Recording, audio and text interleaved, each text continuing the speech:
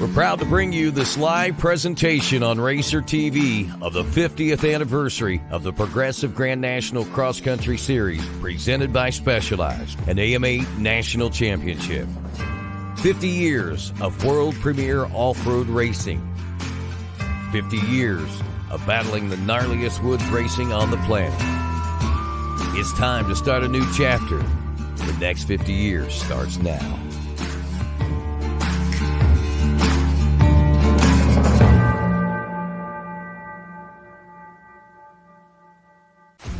GNCC on Racer TV is back, and we are in the sands of Florida. Walker Fowler coming off a big win in round number 1. Bryson Neal takes second place. How will it end here today between the two of them? And how about it? Indiana's own Austin Abney rounding out the box with a third. All that and more starts right here, right now on RacerTV.com.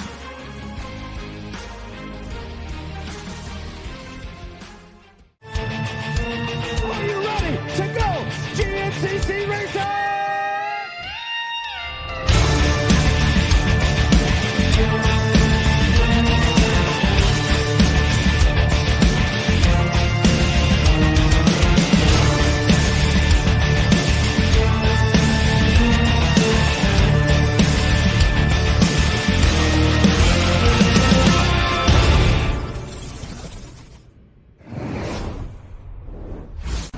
Good afternoon and welcome to round number 2 of the 2025 Progressive Grand National Cross Country Racing Series presented by Specialized, your AMA National Championship. 50 years of racing GNCC here in 2025. Johnny, we knew it was going to be a historical season.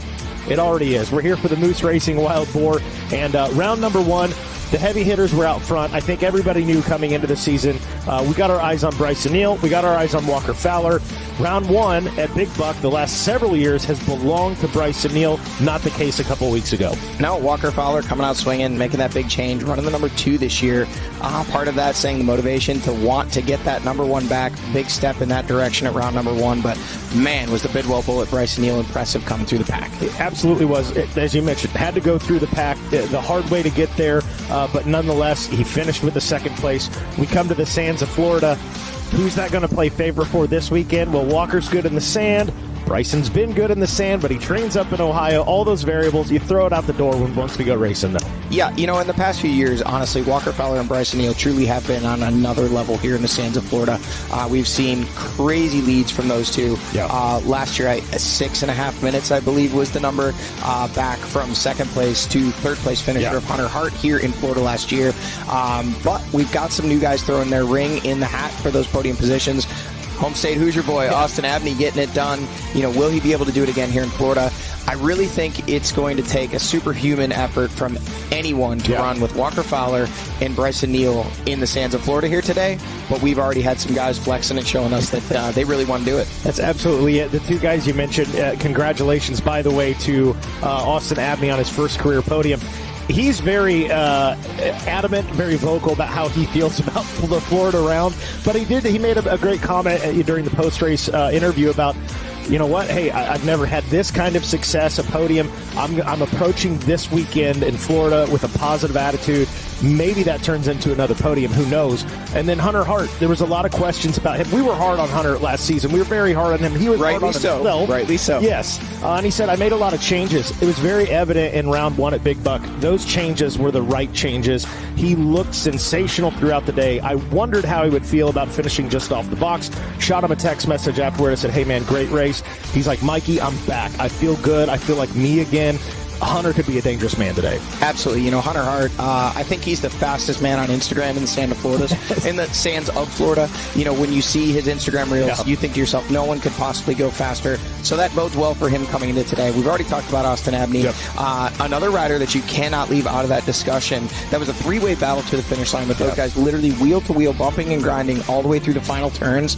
Stephen Harrell came in fractions of a second behind Hunter, who was fractions of a second behind Austin. And that was really, truly a 3-way battle for that final podium position. Stephen Harrell, in his sophomore year in this XC1 Pro class, is making waves already.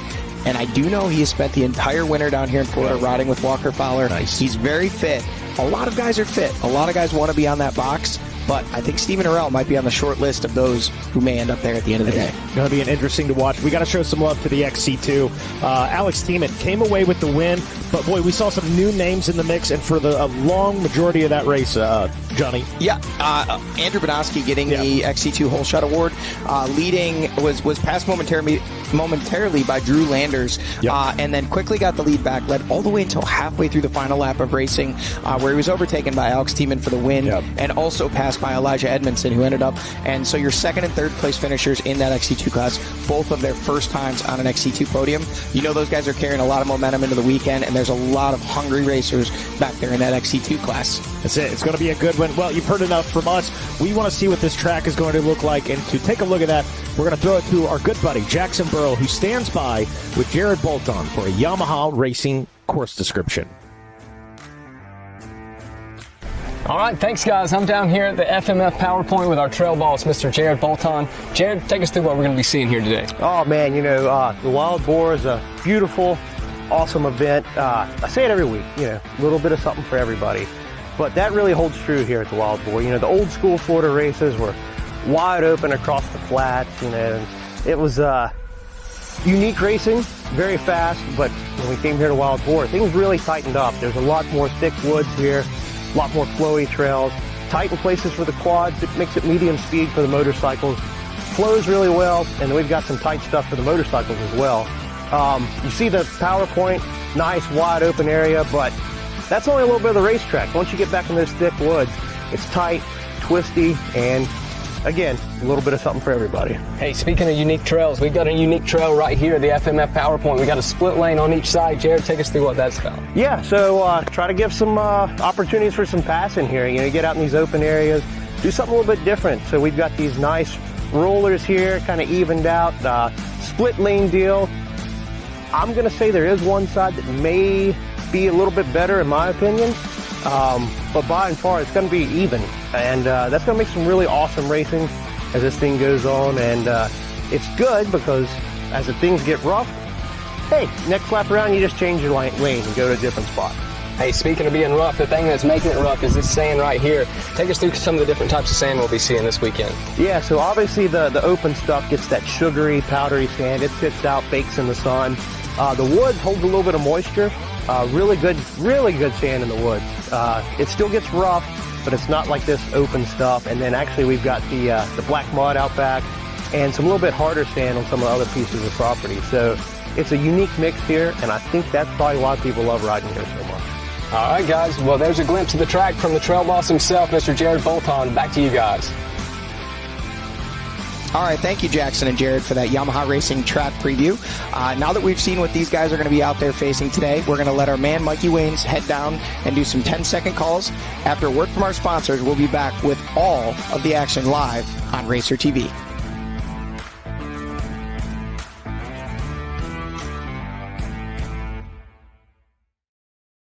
Everywhere but the seat. The seat is leather. Alan, we get it. You love your bike. We do too. That's why we're America's #1 motorcycle insurer. But do you have to wedge it into everything? What? Don't do that. This reminds me of my bike. The wolf was about the size of my new motorcycle. Have you seen it, by the way? Happy birthday, Grandma! Really? Look how the brushstrokes follow the line of the gas tank. Hey! Brought my +1. Jamie. Progressive GNCC Racing is brought to you by Progressive. Progressive could save you hundreds of dollars on your automobile and motorcycle insurance. Specialized E-Turbo bicycles. It's you, only faster. Rocky Mountain ATVMC.com. Get ready.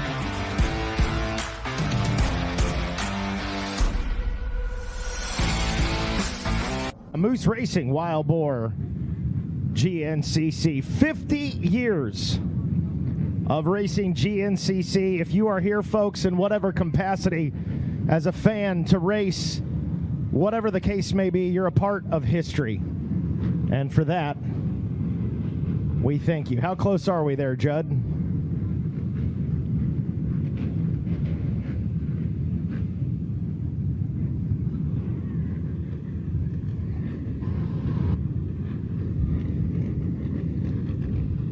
when you're in a hurry. Mikey, let's hear it, buddy. All right, let's do it. We got the okay. Want to welcome everybody watching at home on RacerTV.com.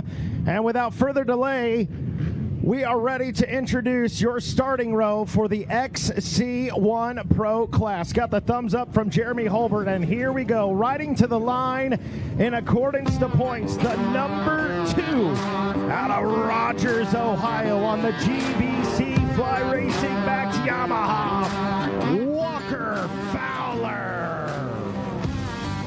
Rolling to the line next, the number 1 and defending national champion out of Bidwell, Ohio on the CST Weisco backed Yamaha, the Bidwell Bullets, Bryson Neal.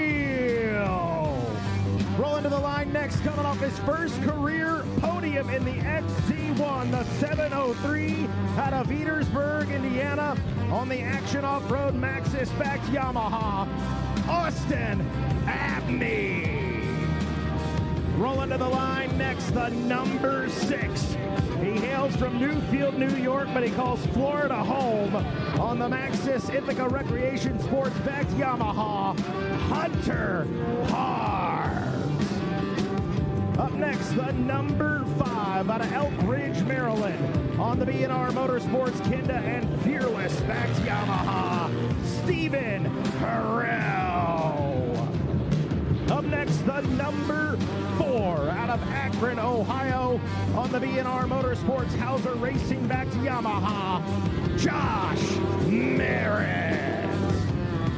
Up next, the number 9 out of Casca, Pennsylvania on the Maxxis Elka and Moose Racing backed Honda, the Cobra, Jared McClure. Up next, and looking for a little redemption here today, the 712 out of Waxhaw, North Carolina on the Pierce Performance Phoenix Racing Yamaha, John Glotta Jr. Up next, the number 10 out of Sunbury, Pennsylvania on the Action Off-Road Fly Racing, Chris Borich back racing, Yamaha, Chris Borich. Up next, the number 18, making headlights great again out of Acme, Pennsylvania on the Action Off-Road Pierce Performance backed Yamaha, Jay Shadrod. He is, hello, 246 out of Walker, West Virginia on the Sturdy Vant Power Sports Moose Racing backed Yamaha, Brandon Owens. And I believe no Ronnie Rush today. Made a post on social media. Ronnie, I know you're at home watching, buddy. We miss you. Up next, going to be the number 3. Talk about a rider that wants some redemption here today out of Hillsboro, Ohio on the JM Motorsports Focus X Pax Yamaha, Wyatt Wilkin. Up next, the 171 out of Salisbury, North Carolina on a Phoenix Racing backed Yamaha, Grayson Eller. And last but certainly not least, the 521 out of Waverly, West Bicod, Virginia on the Ober Moose Racing backed Honda, the Gator, Adam McGill. And that, ladies and gentlemen, is your starting row for the XC1 Pro class here at the Moose Racing Wild Boar GNCC.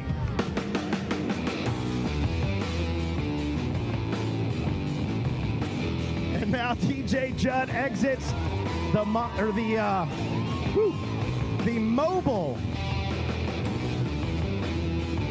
What do we call it?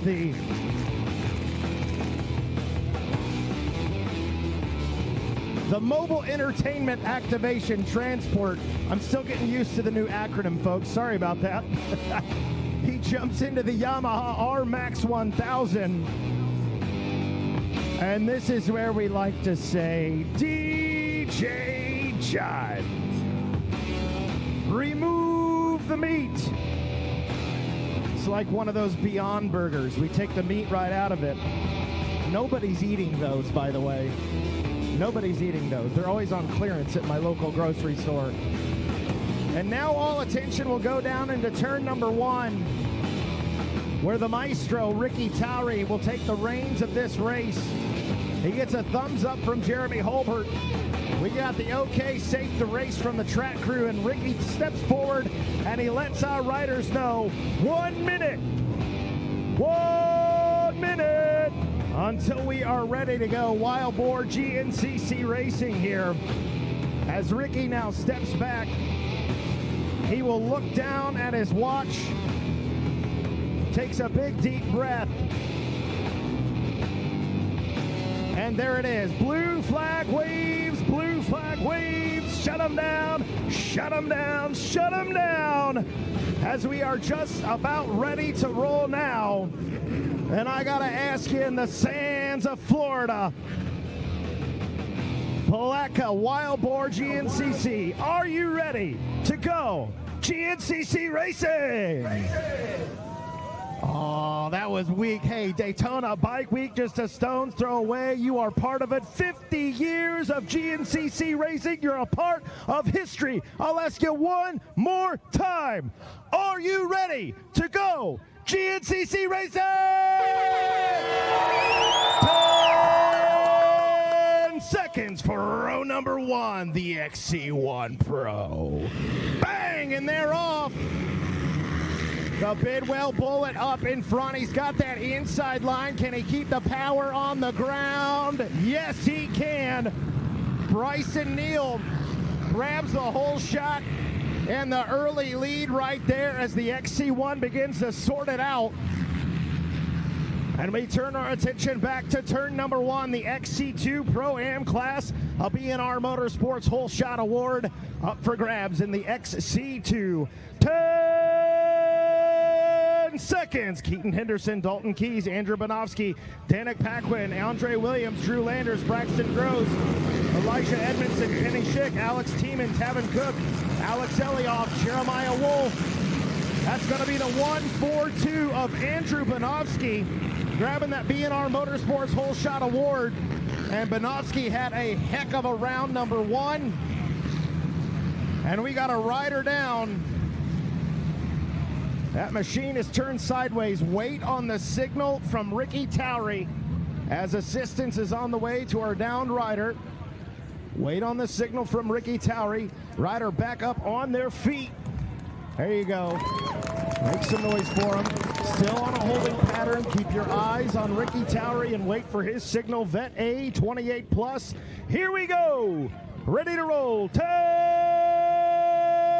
seconds. Thomas Coons, Henry Moore, Franklin Colarusso, Pierre Denault, Cody Benton, Alan Blavos, Christopher Kirby, Simon Moore, and Zach Bothwell. J.D. Higgins, 623.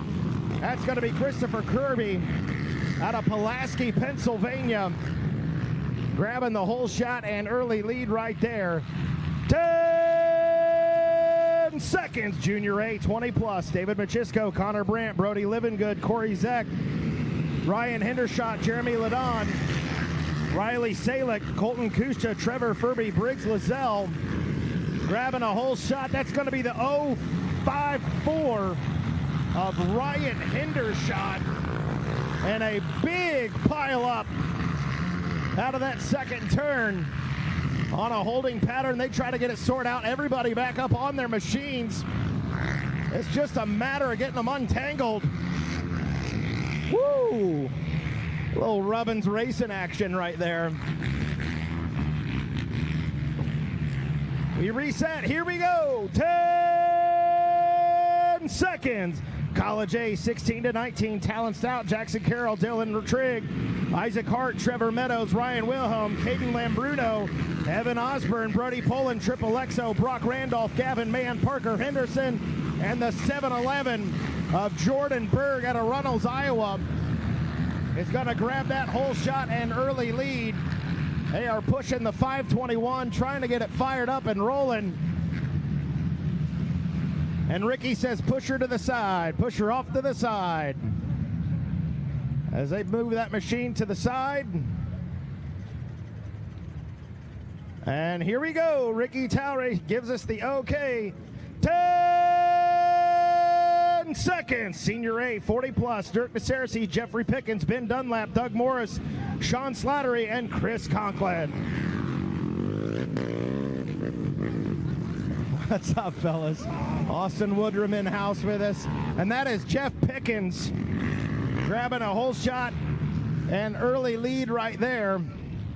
As we reset, Junior B, 19 plus, pushing another machine off to the side, finally gets it fired up. 10 seconds.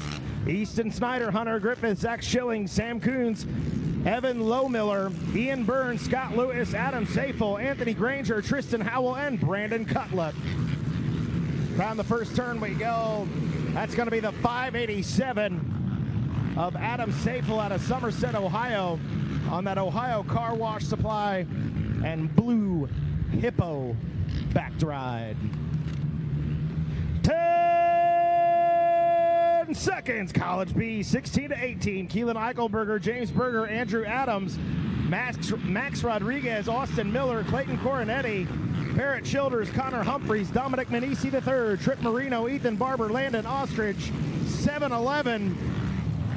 Or maybe that was the 771, actually, of Quentin Gauker out of Uniontown, Pennsylvania on that ATV Innovations backed ride. 10 seconds. Senior B, 40 plus. Aaron Delancey, Jason Noble, Jeff DeFower, Ricky Lewis, Martin Whitty, Joe Dehart, Nicholas Ringer, Robert Perry, Matthew Hartwell, Forrest Cross, and Neil Shepard. 4-2-1 on the Holeshot. That is going to be Matthew Hartwell on the B&R Motorsports Hauser and Fly Racing back ride out of Virginia.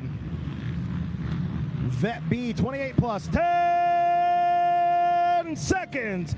Tyler Travis, Clint Watson, Eric Murphy, Kyle Patton, Joe Rutherford, Ryan Goff, Amy Dunlap, and Cody Catano. Make sure we got a good, clear, safe line. I believe we do. Coming in for the Holeshot, 381. That is going to be Eric Murphy out of Fayetteville, West by God, Virginia. What a difference a couple of weeks make. The sun is shining. Our last row is off and rolling. And I believe it was the Bidwell Bullet, Bryson Neal on that number one Phoenix Racing Yamaha grabbing that Holeshot and early lead. How will it all play out? We're going to take a short commercial break, get in a word from our sponsors, and be back with more from the Moose Racing Wild Boar GNCC.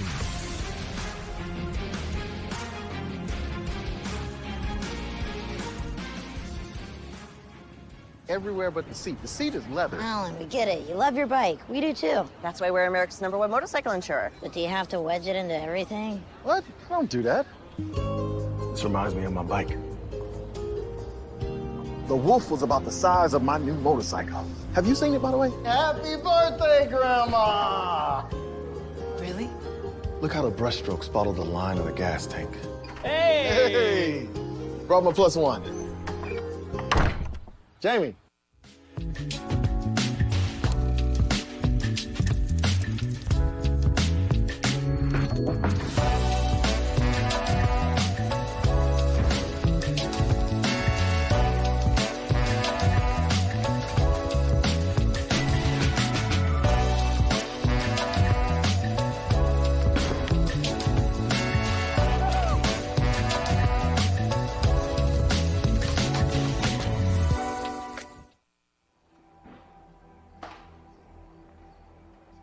Every generation believes they've invented the best way.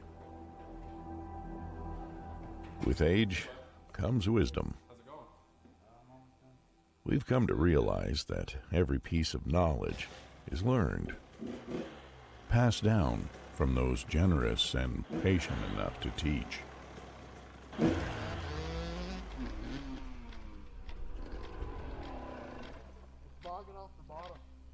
Take a look. Legacy. It's not about leaving something behind to be remembered by. It's realizing that the future lies within the next generation. Let's call it a night. All right. The nature of true progress is humbly building something bigger than yourself. Rocky Mountain ATV MC. This is our legacy.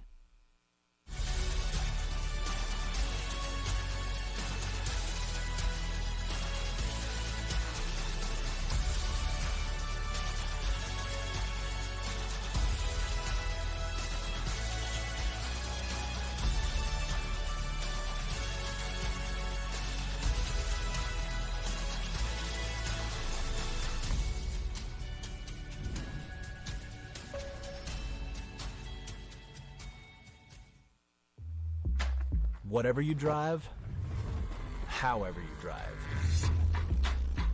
AMSOIL specially engineers lubricants to maximize power, performance, and protection in your vehicles, so you can work hard and play hard with confidence.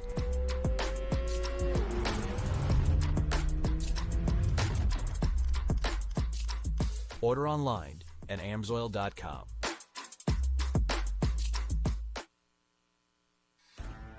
Progressive GNCC Racing is brought to you by Progressive. Progressive could save you hundreds of dollars on your automobile and motorcycle insurance. Specialized e-turbo bicycles. It's you, only faster. Rocky Mountain ATVMC.com. Get ready. Hello, everyone, and welcome back to the 50th Annual Progressive Insurance Grand National Cross Country Racing Series. This is round 2 of the 2025 season, the Moose Racing Wild Boar GNCC.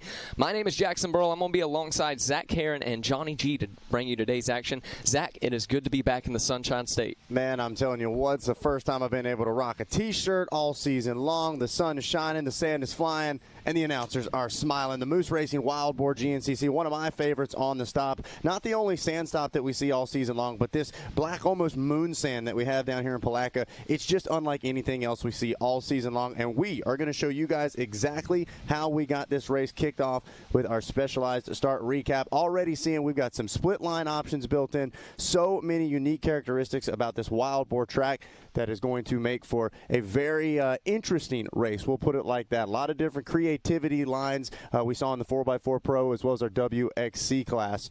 And so we'll see how it's going to play out. But this is how things got started with our specialized start recap. And this might be bad news if you're the rest of the XC1 Pro field, because watch this. Right up the inside, the Bidwell Bullet, the outlaw. Now, Bidwell Bullet got fired up, got that Phoenix Racing Yamaha around the inside, and is going to get the early race lead. Hunter Hart, though, excited to see what he's able to do. We know he spends the offseason in Florida. He's comfortable in the sand, and he is second off the line. And how about it? The big number 3 doing it for Dale and getting a little redemption. Third place off the start for Wyatt Wilkins. He's trying to prove a point of what could have been round 1 right here in Palatka. They would move over to the XC2 class and get mighty comfortable. Starting up front is Andrew Bonofsky. Look at this, puts himself in the right place, right up the center, and grabs that early race lead. Was trying to see exactly where Alex Tiemann was at. I don't believe he got a great jump, but man, this guy, oh, there was that big crash. Wasn't sure if we got that on camera or not. This is something that we talked about with this sand. You start to drift the back end, and then it reaches up and grabs you. That rider, unfortunately, going down hard, but Andrew Bonofsky going to grab the win for your XC2 class. And going to take a look at our Yamaha Racing track map as well to break down a little bit of what this Wild Boar course is looking like. We welcome Johnny G here into the studio. Johnny, not only getting to watch this, but getting to ride it a little bit earlier this week. Very excited for this course today. Yeah, I mean, we're excited because we're going to get to see some amazing racing. I'll be honest with you, if you're a competitor today, maybe not quite as excited about this course. You're excited for the chance to get out there, show what you got, but this course is treacherous. As we can see, it's about 13.5 miles as it is marked for the ATVs today. It's actually about 10.5 miles. So 10.5 miles, we're anticipating most likely a 5-lap race today, and this course, as you can see in the 6-mile marker behind us there, already getting incredibly rough. So it is going to be a test of both man and machine out there today, and we're here for it. We're going to bring you all the action, and I think we're going to have some wheel-to-wheel racing as soon as. And there we see that was actually Walker Fowler. There we see Jared McClure. There's Josh Merritt. There's Stephen Harrell. There's Jay Shadron. There's Adam McGill there, and that was pretty much the entirety of the XC1 class. We did not see Bryson Neal. Has he already started to pull out front? We'll have to see if we can get a word from OPAG, our producer Adam Gordon, but we do know the Bidwell Bullet was right out front, right off the rip. Johnny G's been trackside. I think he's ingesting a little bit of this sand. But, Jackson, you and I talked about it earlier this morning. It's so crazy. You walk out first thing, and it's buttery smooth. It doesn't look like there's a single bump. You're like, wait a second, are we making it smooth for these guys? And sure enough, by the end of the micro races, it is just whooped out all the way around, and it just gets rougher and rougher throughout the day. Bottomless sand. What are you seeing, Johnny? Guys, that was our XC2 leader right there, Braxton Gross, who put on an absolute clinic in the sands of Florida last year. 7th overall from that XC2 class. He looked like he was about 4th or 5th off the start, and from what we see on screen, it appears that he has already worked his way into the lead 8 miles into lap number 1. Now it's going to be a question of him putting the hammer down and trying to actually get to some of the front runners in this XC1 class. As we take our Yamaha Racing live drone shot here, try to see who it is out front. That does not look to be Bryson Neal. That looks to be Hunter Hart. And then, is that Bryson Neal in second? Hard to tell. That's Walker Fowler, the third machine on screen. I don't know if that is third place as they run. And that may be Wyatt. Oh, look at that. While Fowler was up next to the second place rider on screen. Again, we do not know. We'll have to wait for word if Bryson Neal is out in front of this battle or it is the number 6 of Hunter Hart leading the way, as we see right here on our Yamaha Racing live drone. Yeah, not quite totally able to decipher, but thought that might have been Neal back there in the 4th place spot. Maybe a quick little mistake, and as closely as they all were right off the bat, lost a couple of positions. But, man, Hunter Hart, a little bit of chip on the shoulder coming into the season. We touched on it a little earlier. He's comfortable here in Florida, comfortable in the sand. Got to think he's looking to make a statement here today. Absolutely, and to your point about, that track and how good it looked, I was actually able to get out and do a lap yesterday morning. Now, mind you, these guys all pedaled this track yesterday. This track changes more quickly and more dramatically than any other course in our 13-race lineup here. It's just the sand moves so quickly, it ruts out. Those water holes that we're going to see from this great shot from the Yamaha Racing live drone, what is a good line when you pedal it on Friday, can very quickly turn into a bottomless pit, and you can be stuck there. We saw that happen in our morning race. So, Bryson Neal with that early hole shot may not have been in the ideal position. You're the one that kind of has to test out all of those lines and figure out, hey, this was good when I pedaled it yesterday at 2 p.m., but 24 hours later, this terrain has changed dramatically. And, Jackson, you and I were talking about this in the 4x4 Pro class, right? The age-old battle of Collier and Frazier. Collier was in the 2nd place position for most of the race, and we saw as they took the 2-lap card and the white flag, he started taking little left, little right, not following behind Brandon Frazier, was able to put a couple of seconds on that last lap and ended up making the pass. So, to Johnny's point, might be a little bit of an advantage, especially early in this race, to follow and be able to try some lines out. Yeah, going to be interesting to see what kind of tactics these riders use. Very interested to see where Bryson Neal was. I know Wyatt Wilkin definitely was up there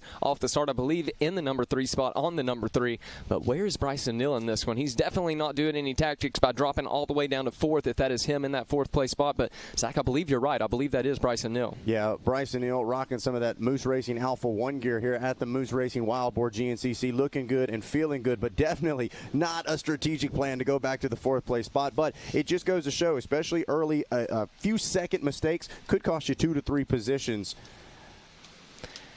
And we have a good story with Bryson Neal here, a little bit of an outlaw, you could say. We'll let him tell the story. That's right. Me and Uncle Mike right here, we're outlaws. We checked the sheet. You can look us up right now. So, unfortunately, we went right at our local spot. We always ride at the last few years preparing in the sand on the river. And apparently there's a kid got hurt on Sunday and got life flighted out of it. And me and Mike showed up on Monday and just trying to put our time in and ride. And put our time in, pulling up out of the sand pit, and I get almost to the top of the hill, and I see a cop pop out. And he's like, "Stop!" Whips something out, pointing at me. I didn't even get time to react. He squirts me right in the face with pepper spray. This is beautiful. Pepper sprayed me right in the face. Thank God I had goggles on. Impounded my quad. Took Mike's Jeep, towed it. Gave us criminal misdemeanor, criminal trespassing. And he wanted to hold my bike until after we got home from Alabama, but I was able to get it out. It was my practice bike I was riding on, so we got stuff back, and me and Mike got a rap sheet. Now, I've heard of some interesting training strategies, but to try to get used to the sand in your eyes by getting pepper sprayed might be a little wild, Bryson. Yeah, that's unfortunate. I had heard that story, and I'd hoped that the pepper spray wasn't true because, obviously Bryson, a consummate professional, evidently, and I've actually ridden at that spot before.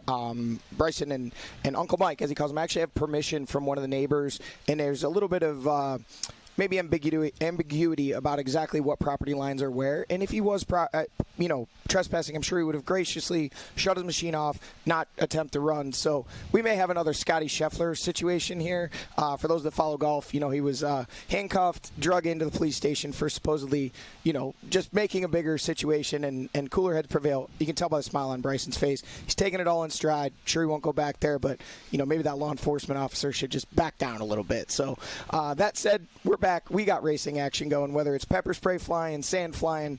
What we've got right now is a hot four-way battle for this lead position as they're running. We do think it is the number 6 of Hunter Hart out front. Wyatt Wilkin possibly in the mix there as well. Bryson Neal and Walker Fowler, but we're watching from our Yamaha Racing Live drone. This is a very interesting section of racetrack. There's actually a split line section they're coming in. Hunter Hart choosing that left line. That's actually John Glada there in the number 2 spot. Walker Fowler looks like he chose that right line, which I'm going to be honest with you. To me, that left line looked faster. We're going to see as they come out here. Oh, look at that. Walker Fowler loses a position by taking that right line. That left lane definitely faster. There we see Josh Merritt. We did see Wyatt Wilkin come through. Here comes Austin Abney and Stephen Harrell. Yep. Another rider then who's got Jay Shadron with the headlights. Even through the dust, you can see the headlights. Looks to be Chris Borge there, and then Adam McGill on the 521. I did notice on our last camera shot, Jared McClure and there was another rider were quite a bit further back. They were almost back to the XC2 guys. Definitely not indicative of speed. My guess is either a bad line choice in one of those mud holes or something happened and those two riders got tangled up. Now they're having to play catch up, as you can see. The rest of the XC1 field running nose to tail. And you talked about that split line there. That could be something very interesting as this race moves on. Like you were saying, the left line a little bit faster, but that means everybody's going to choose that line. By the end of this race, that could get somebody a spot going to the right side to the smoother line there. Those are built. We did build those out there, so no doubt they're going to get beat up. Well, and we were fortunate enough, obviously, to have yourself and Jared Bolton go down there and explain those two lines, how they're going to shape up. And Jackson, you were exactly right. What happens is in your mind, you keep thinking, okay, that left line's faster. Well, the more people that take it, the rougher it gets, the ruts get deeper, the braking bumps get more intense. Next thing you know, that right line that isn't being used suddenly becomes faster. So we see it all the time. As lines develop, you can anticipate certain things when you're out there pedaling the course, walking the course, looking at it. But again, I'll point it out. This track changes more even than a mud race where the lines are different lap to lap. This track changes even more than that. It just gets so deep, so rough that you're literally having to alter your lines whenever you can just to try to find the fastest, smoothest, most efficient way around this Hogwaller racetrack. Well, and that's one of the things that separates the best from the rest, right, is having that open-mindedness and the cognitive awareness to say, hey, I do need to adjust my lines. It's so easy to get tunnel vision, as they like to say. You get set in your lines, you feel like you know where to go, and you almost don't even consider there could be another line out there. And some of the best are able to adapt, sometimes lap to lap, section to section, and say, hey, it worked last lap, but just to your point, Jackson, after a couple of hundred riders go through it, it's not even going to be the same looking line. Going to be completely different, and the best are able to adapt as this race continues on, especially at a course like this that changes so dramatically. But trying to change right now, we've got a battle for the second place spot, and how about it? John Glada, looks like all those flying at the test track rumors are shaping up. Didn't have the round one he was hoping for, but has come out swinging here at round 2. Yeah, and that's a battle of two Phoenix Yamaha teammates there. Those guys obviously running 2 and 3 on the track. John Glada there able to keep pace with Hunter Hart. Hunter Hart starting to sneak away, just a few bike lengths here and there, but it looks like Bryson Neal is looking pretty impatient there behind Glada, starting to see him kind of show a wheel when he can, and I wouldn't be surprised to see any opportunity he gets to try to make a pass attempt. Looks like it is still there. Walker Fowler in the number 4 spot after Bryson Neal able to get him around him in that split lane section that we just saw. Fowler choosing not to follow, taking that right line, and it actually costing him a position. But, we're still early in this race. The top 4, 5, 6, 7, 10 are all pretty much nose to tail. Yeah, Zach, you brought up a point earlier about some of these lines, how the pros can find these lines that nobody else can. I've been told that there is a lot of those lines. There's a lot of opportunities out here. Just so far, not many riders in the AM races choosing to take them all kind of one line and go into the same spot. So it'd be interesting to see. Somebody like Walker Fowler could definitely sit back there in the catbird seat, find a few spots to pass. Absolutely, and these guys are patient as well, right? They know they have a full 2 hours, and as long as the leaders are in sight, they're not going to start to get into a panic mode. Like we said, look like... No, I was just pointing out, it looks like a gap opening up now behind Walker Fowler. It was Wyatt Wilkin. The whole rest of the crew was there, and again, the drone can sometimes be a little deceiving as it rotates, but we don't see those riders right in tow behind Walker Fowler. So is this a case of the top 4 already starting to ratchet the pace up as Hunter Hart tries to get away, these next 3 riders following, or is it just a thing where we're kind of doing the banjo, the yo-yo back and forth? One of the things I'm interested to see is John Glada Jr. The speed's never been a question, right? And it's not even necessarily that the fitness is a question, but he hasn't been up there off the start, and it's so hard to make up time and to get to that front pack because they do exactly what we're seeing on screen. They start to break away early. Now that John is up in the mix with some of the best here in this XC1 class, I want to see what he looks like over this next hour, and then like we said, that the championship hour, the final hour of racing, that's where we're really going to find out who's been putting the work in the off season. Yeah, I couldn't agree more. And one thing, a little perspective of John, he won the XC2 title all the way back in 2019. Came into the XC1 class, made some noise, had some good runs where he was up in the mix for a podium, never quite getting the job done in his first couple of years. Still doesn't have a win, but there was always the stigma that maybe he wasn't quite working as hard as the other guys. And then I think that all changed with that horrific wrist injury that we saw 2 years ago. He came into the season last year. He was racing, but he was not 100%. He had only been riding a few weeks coming into the season opener at Big Buck last year. That wrist, we've all seen the x-rays. I mean, it was scary, scary stuff. He's been kind of on the build since then, and we're going to wear this out. But a lot of these top XC1 guys train with Levi Cohen and Outlier Performance. He has said this is the first time he's ever seen John actually put in the work and really do what he's asked to do.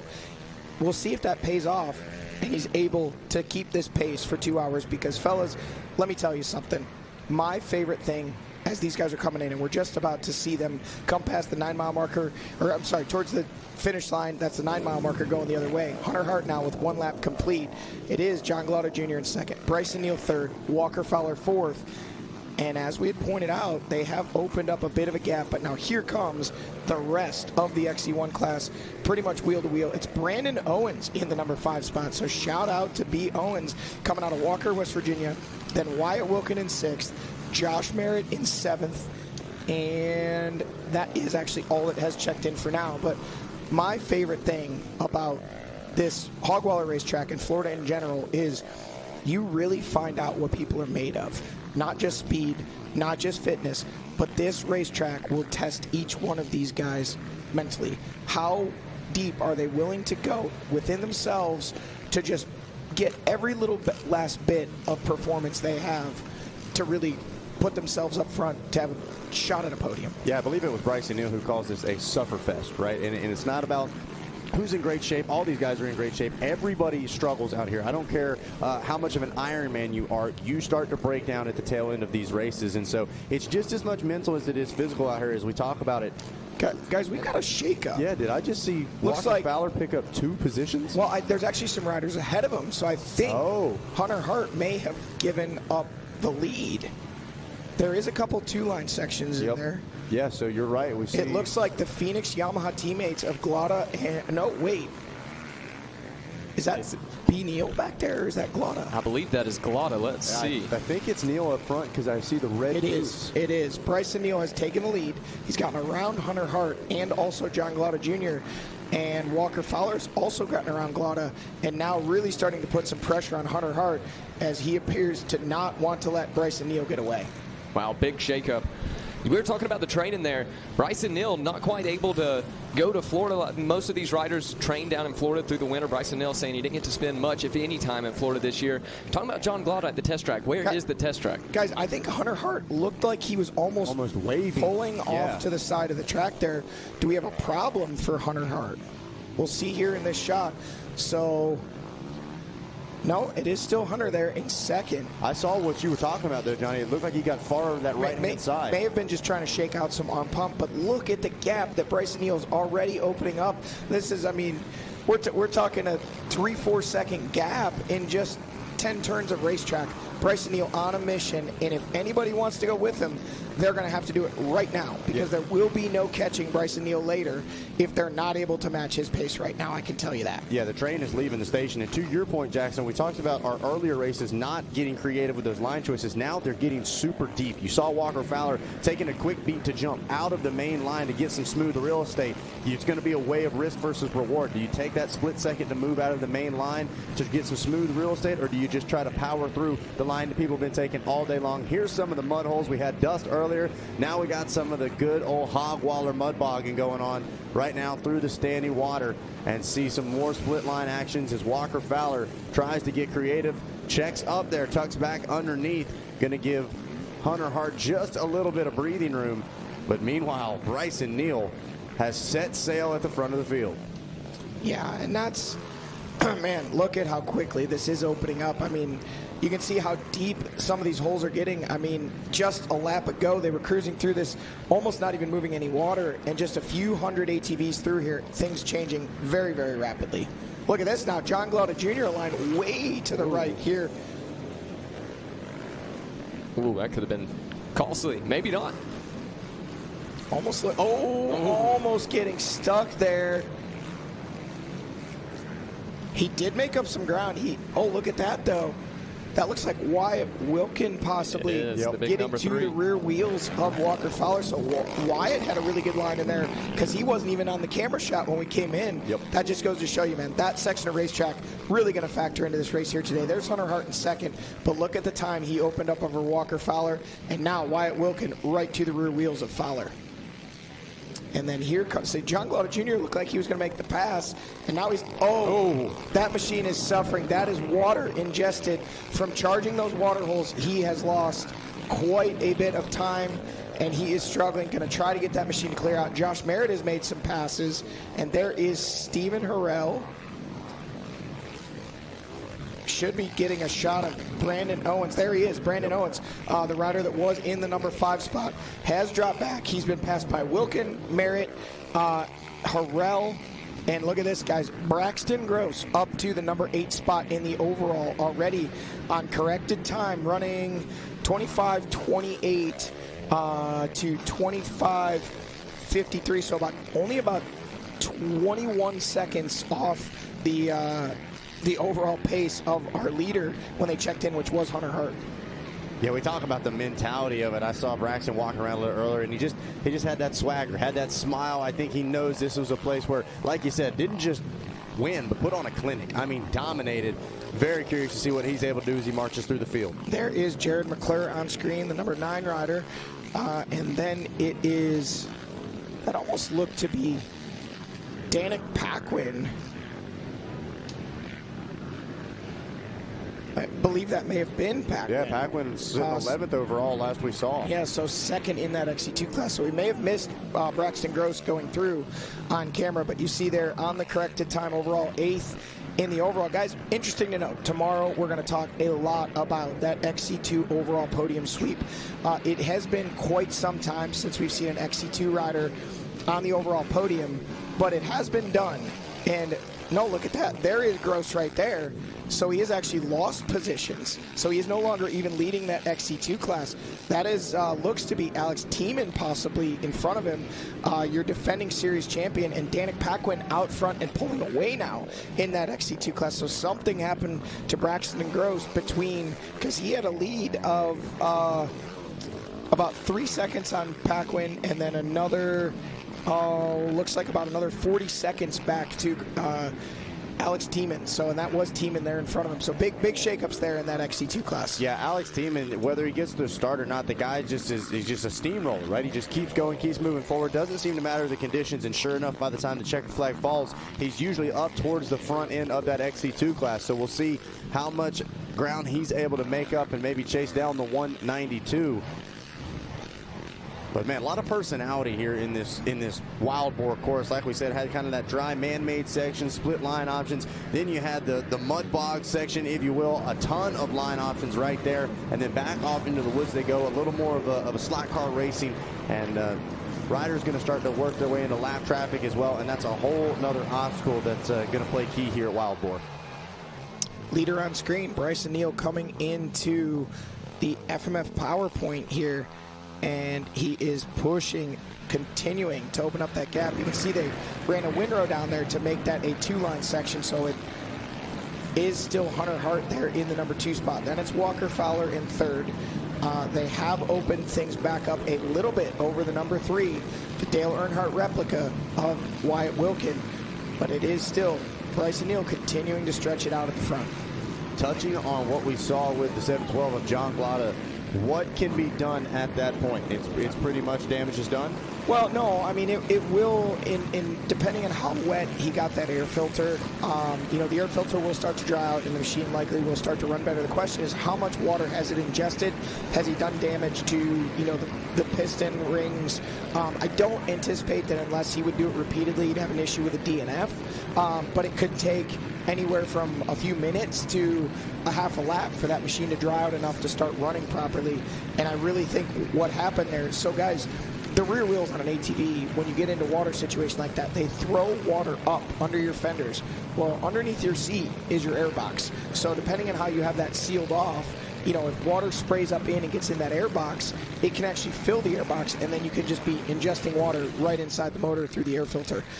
Looks like a couple more of our XC1 guys look like the very bright helmet of Stephen Harrell possibly coming by there. It's really gonna, how much water did that machine ingest and how quickly can that air filter dry out can make the difference of if John Glotta Jr. is able to get back in the mix, work his way back up through the pack, or if he's going to have to continue to limp that machine along. So there we go. There is Hunter Hart and Walker Fowler. Bryson Neal already through at the 6-mile marker, and as you can see, they are now starting to pull back away from the number 3 of Wyatt Wilkin, sitting in the number 4 spot. Looking back, I think the next rider we should see should be Josh Merritt. No, it's actually Glotta. So he's gotten that machine going again. Looks to be at full steam, able to kind of really carry some good speed through the whoops there. And then comes the battle of Merritt and Harrell. Harrell has really put on a good charge. He was quite a bit further back, and you can see, look at that, Merritt actually letting Harrell by. And a lot of times the XC1 guys will do that, man. If somebody has a better pace, they'll let them by, try to latch on, see what they're doing, and try to just kind of let them tow them along. And here's the Gator making his way through the sand. Yep, the 6-mile marker, man. These guys are not even. There's Brandon Owens, Austin Abney, podium finish at our last round. Man, things are shaping up for a great race here. Wild Boar Moose Racing, Wild Boar GNCC, and right now it's the number 1 of Bryson Neal. He was up front, then he was back in the 4th place spot, then worked his way back to the front of the field. He's got his teammate inside the top 5, John Glotta, trying to make something happen, and Hunter Hart trying to make a statement here at round 2 as well. And of course, we can't forget the leader on all-time wins for ATVs, Walker Fowler, trying to reach up and steal a win away here in Florida. We're going to get a word from our sponsors, and we'll be back with the Moose Racing Wild Boar GNCC.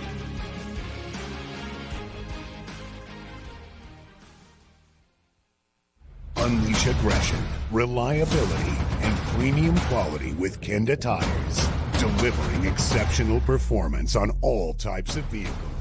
Automotive, ATVs, UTVs, motorcycles, bicycles, trailers, lawn and garden, and even golf. Trust Kenda Tires to guide you on your next adventure. Kenda, designed for your journey.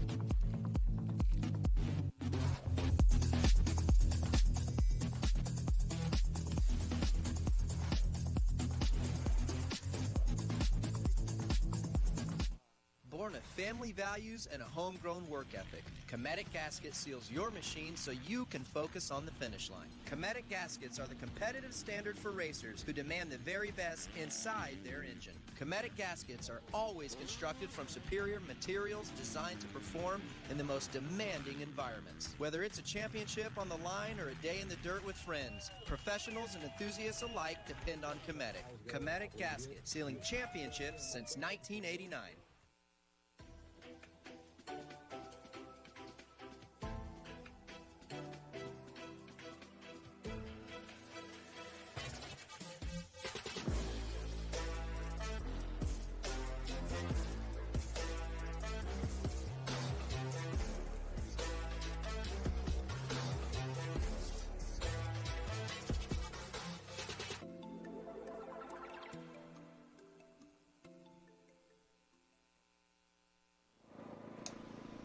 Hello, everybody, and welcome back to RacerTV.com. Round number 2 of the Progressive GNCC Racing Series. 50 years of GNCC Racing. We're here at the Moose Racing Wild Boar, round number 2. And if you were with us for the season start at Big Buck, man, we had a great race. And we had fireworks on and a little bit off the track as well. And you know what? We're going to touch on it. We're going to hear from both of these riders. We've had a lot of opinions, a lot of keyboard warriors out there. These guys are both professionals. We're going to talk to both Josh Merritt and Adam McGill. Let's hear what Josh had to say about his opener to the 2025 season.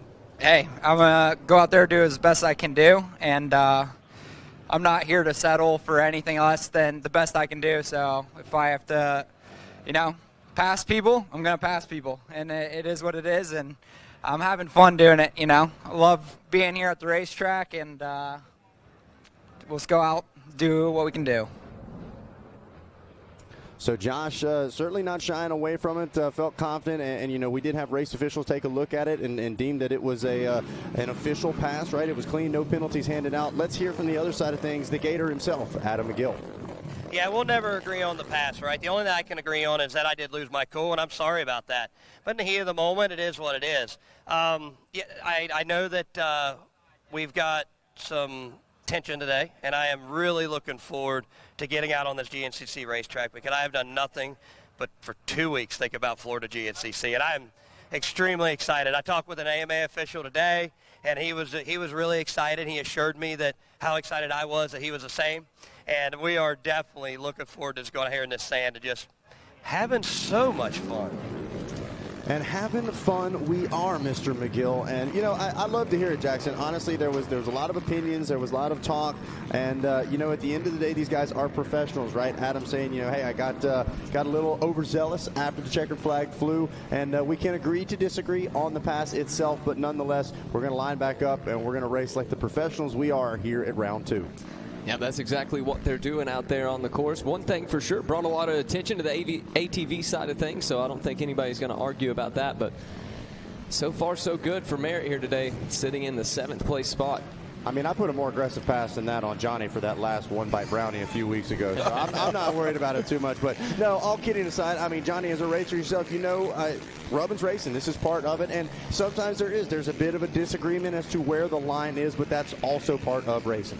Absolutely, and, I can kind of intentionally kept myself out of it, but, I do know that it was reviewed not only by officials, but a laundry list of former GNCC champions, multi-time race winners. We had, riders from all walks of racing, whether it be motorcycles, ATVs, motocross ATVs, all coming in and saying, it was an aggressive pass, but it was a clean pass. Like, there was nothing really to look at there. From Adam's perspective, I would not have been happy about that pass either. I would have probably had, a little something to say to Josh, and that's just kind of how it's done at that level. But I think the most important part at this juncture is it seems both parties are ready to just move past it. Adam accepted his disqualification. Obviously, as he pointed out, his actions after the race completely uncalled for, but he himself says, hey, I lost my cool. Adam's been around a long time. Look forward to him putting this behind him, kind of encouraging his fans to do the same, and let's focus on racing forward because we're here to race ATVs, man. Not this isn't WWF, and it doesn't need to be. Yeah, no, emotions fly high when you're racing. Anybody that's been racing, emotions are high the entire time. Kind of like being in a car in some ways, when you're driving down the road, you're just so tense.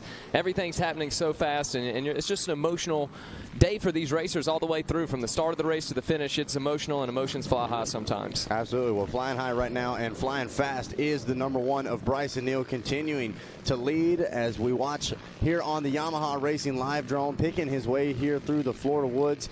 And man, this is impressive. We saw him drop back down. Maybe the 4th place was strategic, Jackson. I don't know, because he seemed to be able to pick up on some lines, got back out front, and has said see ya as he is trying to take that Phoenix Racing Yamaha to a win here at round 2. But we've still got some very heavy hitters up front right now. Hunter Hart, Walker Fowler, and I'm not counting out John Glada Jr. either. Curious to see what his line selection will be like the next time they get to that mud box section, though.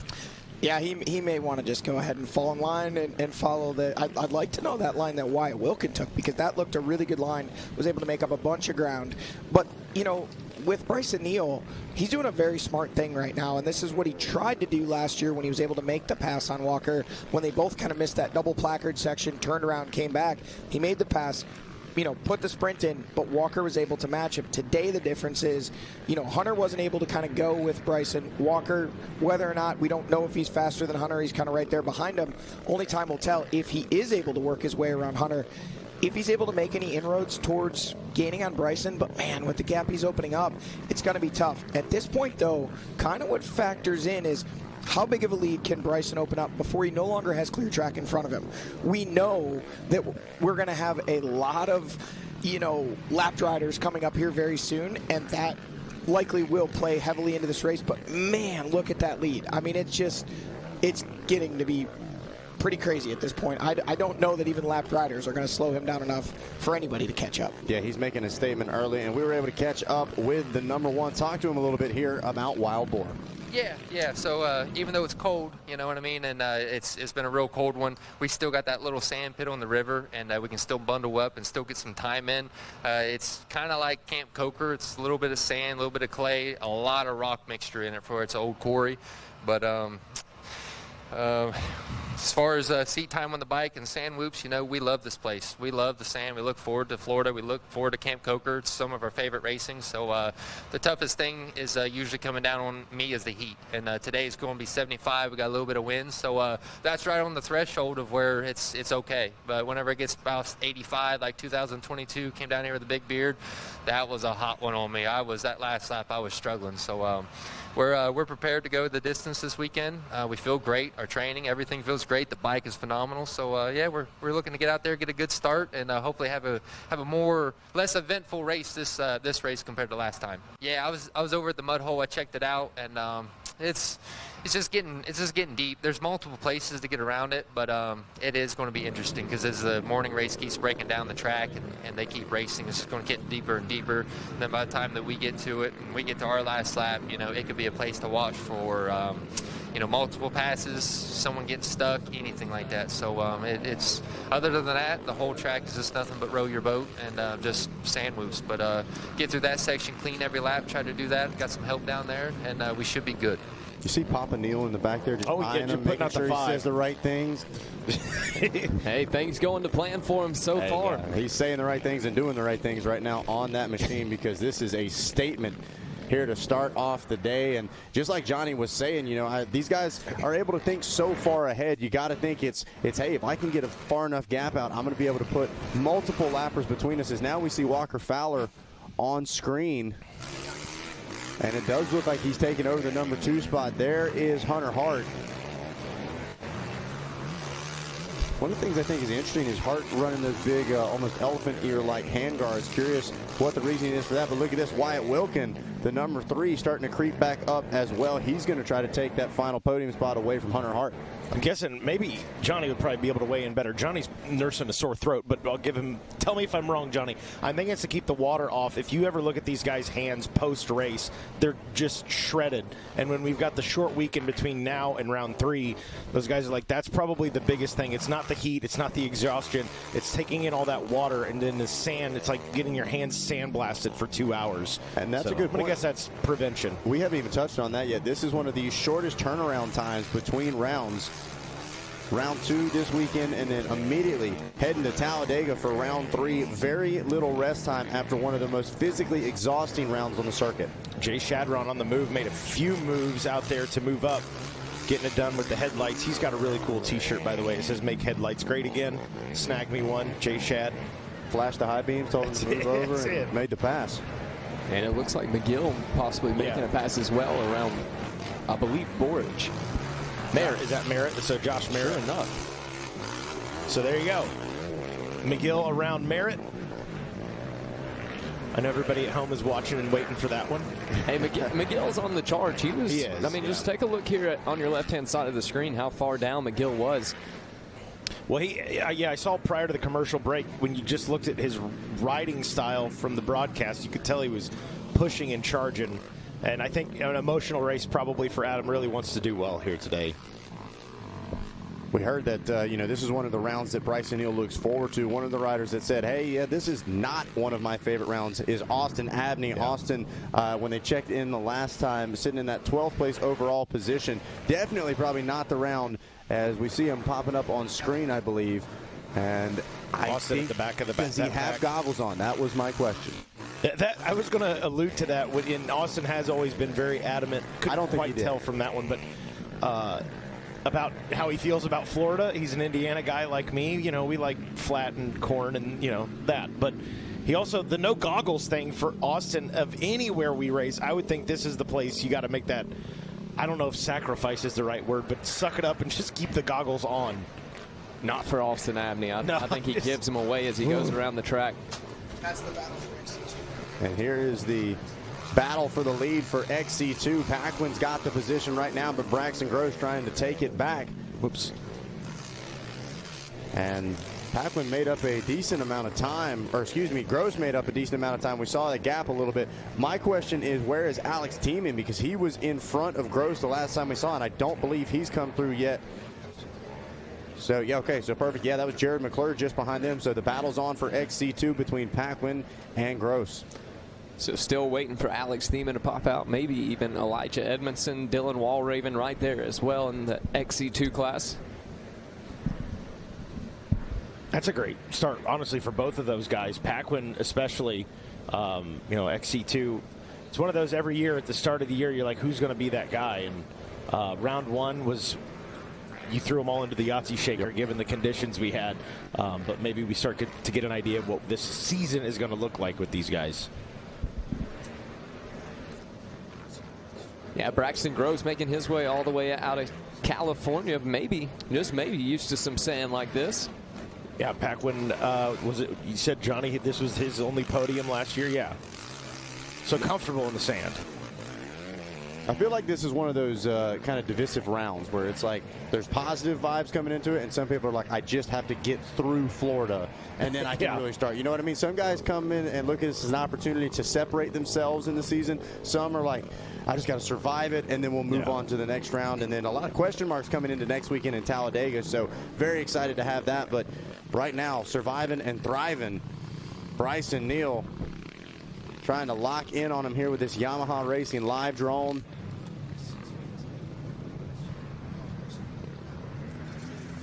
Man, I mean, this is execution to perfection right now, Jackson. I mean, got to think the game plan, whether the drop back to fourth place was in there or not, this is what he was wanting to do. And just like Johnny was talking about earlier, you do this much damage early, it's going to start to be more and more difficult for the guys to catch back up to you no matter how hard they push.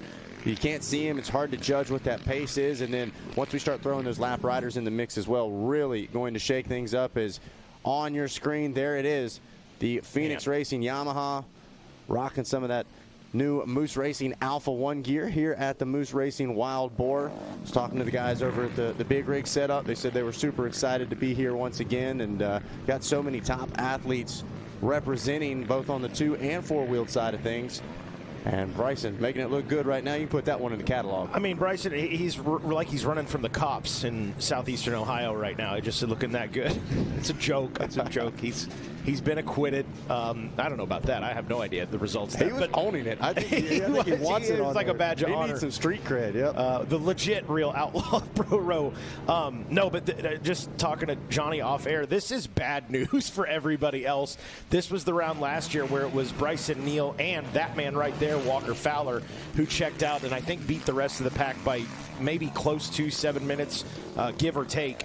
And it's just bad news for these guys. As Walker checks in, what's the difference there, Jackson? 48.0. So Walker Fowler going to be 48 seconds behind as they cross the line. And we'll see how the rest of that is sorting out. That battle we saw there. Now waiting for Hunter Hart to pop out of the woods, and it looks like he has plenty of company now from the number 3 of Wyatt Wilkin. Man, we asked that question earlier whether or not Walker had maybe just a little more pace than Hunter Hart when he was behind him, and I think he's answered that as he's been able to stretch that gap out rather quickly. But now the question is, what could Wyatt Wilkin do? Not saying that there's anything wrong. Hunter Hart riding a wide machine right now and doing a great job of keeping the number 3 behind him. Yeah, two guys that need a podium for two kind of completely different reasons. Of course, Wyatt rocking that national number 3, coming off a great season, had a dismal round number 1, very frustrated with the DNF, and then Hunter Hart on the flip of that had a good round but finished just off of the box. And Hunter still feeling good after round 1, said, I feel like I'm back. And he takes a lot of pride, Hunter Hart does, about his abilities here in Florida. Well, and to your point, it's kind of like Wyatt almost needs to prove something off of round 1, yeah. And then Hunter almost has to prove something from last year, right? Yeah. We talked to him at that Fan Fest before Big Buck, and I love that he didn't shy away from it. Said, yeah, I need to show that I am still one of the guys that can compete against guys like this gentleman right here, Bryson Neal. And so, but man, it's hard for anybody to compete with that. I mean, it's making that look relatively smooth, yeah. And I promise you it's not. Yeah, that machine working very well out there for Bryson. And that was another thing Bryson talked about at round 1, was just how comfortable he'd gotten on that Phoenix Racing Yamaha. Really felt like they had things dialed in, and that's it's just as much man as machine. Johnny touched on that at the start of the race today. Especially in conditions like this, you've got to, I mean, you got to go, let's see, did we lock in? I thought maybe it's a little early. Fueling. Yeah, we're fueling in. Exactly. That was the focus. There's Dad, and they're going to get orange jumpsuits for the next race. I got to let it go. I can't wait for the Halloween contest in Ironman. We know what he's going for. So Bryson Neal in and out of the pits. There goes Walker Fowler in that 2 spot. He was 48 seconds back.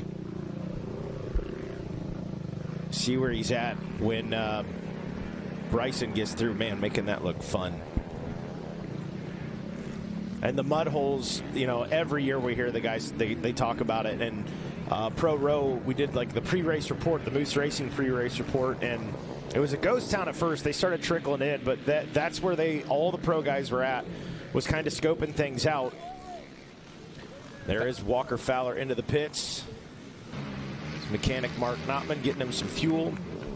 But all the pro riders were fixated, and there is that battle we were watching a moment ago. Yep, Wyatt Wilkin makes the pass. So the number 3 going to move up now to the 3rd place position. When they came through the line, less than a second separated those two, with 30 seconds up to Walker Fowler. So when they came through the line, a little over a minute was the difference between Bryson Neal and your 3rd place. Going to be hard to make up a minute on Bryson Neal, no doubt. And let's see. Wilkin into the pit. Wilkin's in, Hart's in as well. Everybody refueling, changing the goggles out, and headed back out. Wilkin. Oh. That was tight. That was tight. Wilkin able to get out just in front of him. Little back and forth right there. I like it. I like the sense of urgency out of Wyatt Wilkin. And Hunter Hart, I don't think going to be content back there being behind Wyatt. I think the Hunter's going to look to make a pass on him as soon as he can. Well, and at the very least, I think Hunter has got to sink his hooks into the back of the number 3. He cannot afford to let Wyatt do what we saw Walker do just a little bit ago and walk away from him. Already several bike lanes been opened up, and so Hunter has got to hang on. Let's see exactly what Wilkin does through here. Oh, deep. Ooh, she is getting thick through there. Hunter pretty much just to the right of that, maybe half a quad's width. And again, this was where all the pro guys were at. They're like, man, we don't want to call them the guinea pigs, but we got our eyes. And this is where Wyatt, I think, made up time last lap. Good line. I mean, going real wide. Hunter, different choice. Not going to pay off for him. Ooh, man. Yeah, that cost him a lot of time, that entire section from start to finish, yeah. Wyatt had the line right there. Hunter choosing some of the main lines that are really slowing him down. That just shows how deep things are getting. But you got to think, too, Hunter back there probably I got to imagine, taking some notes. Yeah, no doubt. Well, and we always say, you can't follow, right? Johnny even said you can't make a pass if you're taking the same line. But, man, you take a little risk, and that one did not pay off. Pretty big kick right there for Hunter as well. Got thrown up on the front end of the quad. I feel like this has got to be a round where bike setup's just as crucial. I mean, it's always important, but, man, with the whooped out high-speed sections like this and then some of the tighter single track palmettos that grab you. I'm sure Johnny could give us more information, but I've talked to a lot of riders about that and hearing from a lot of them that they would rather stay on the same setup here in Florida just to not have to change everything around. So that was very interesting to me. Well, and that goes back to the offseason as well. I mean, we talked about Hunter, how much time he spends down here in Florida. Maybe there is a little more of a base setup that he runs that he felt would work with him down here. But, yeah, clearly whatever they've got, clearly it doesn't have to be hot sand. We've learned up in Ohio the colder sand where Bryson Neal's been putting in work seems to do just fine for testing. Yeah, very interesting how these riders stay in Florida. Only one race in Florida, maybe 2 races that are in the sand, but this is where they spend most of their time training. It's interesting to see how it's paying off. Like we were talked about a little bit earlier, Bryson Neal not able to go train in Florida here this year, but clearly knows his way around. And, I mean, it's worked out that way for a few years with Bryson, and I think maybe the first year we were all a little skeptical, but the results speak for themselves for him. So he's doing something right. And a lot of weight put on the Florida round. We put emphasis on it just because of the heat and the sand, and it's really kind of different. Outside of Camp Coker, from what we face the rest of the season, and not to say, it's just one round, but in reality, I mean, it's one of 13 rounds. Like, we're going to get back to the nitty-gritty and the mud and everything like we know pretty soon. Well, all the pressure that we put on this round, in my opinion, it's not so much about winning this round. It's not throwing the whole championship away here at this round. Being able to pace yourself, not let it get to you mentally, and just getting to the finish line here in this one in a good spot.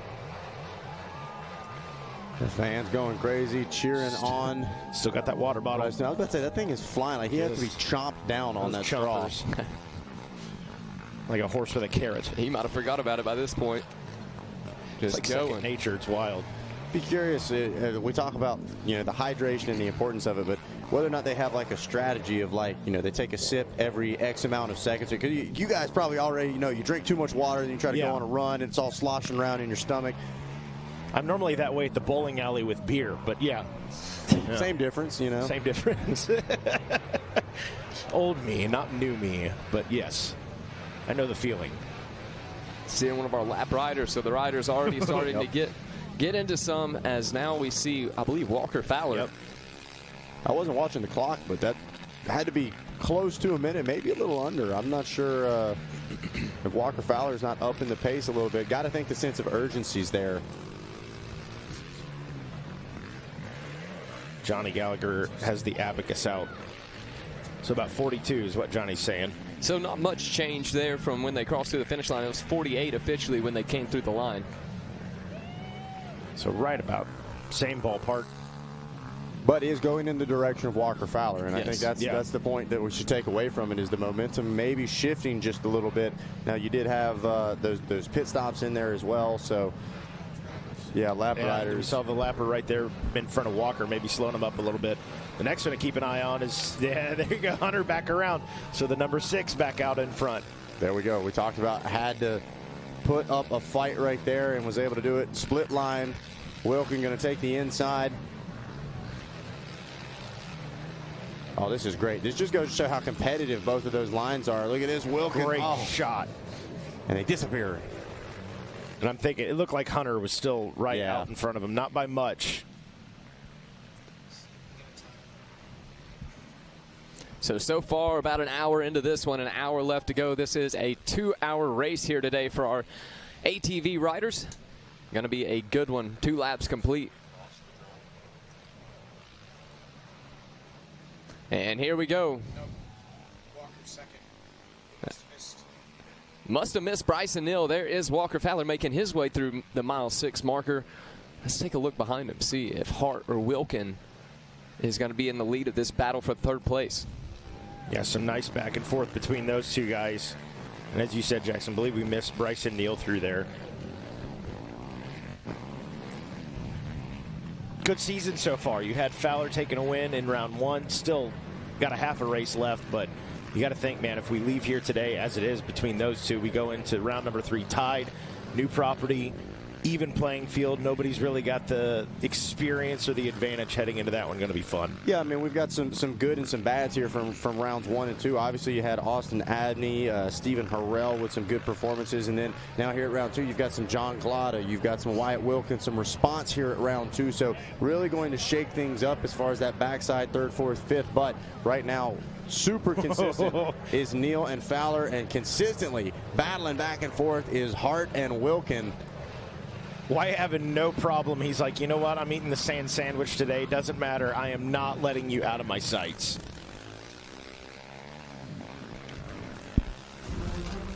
So things beginning to take shape here in Palatka at the Moose Racing Wild Boar. Bryson Neal out in front of Walker Fowler by about 48 seconds, about a minute and a half, close to it on the rest of the pack. Those 2 trying to check out. Meanwhile, great battle between Wyatt Wilkin and Hunter Hart for the 3 spot. Those guys are just flip-flopping back and forth like crazy. We are here for it.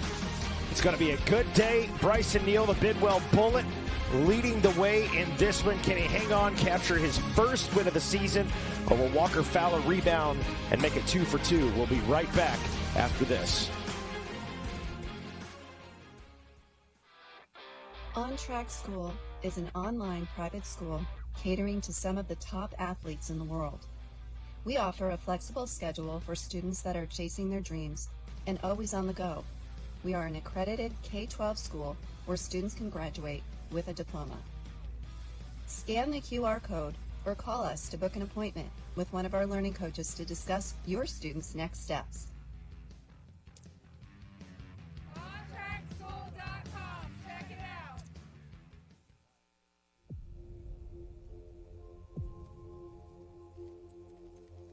We've been there since the very beginning.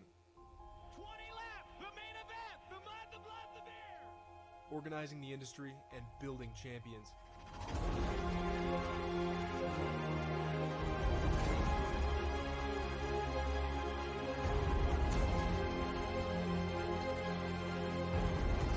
"100 years of defending your rights to ride into the future."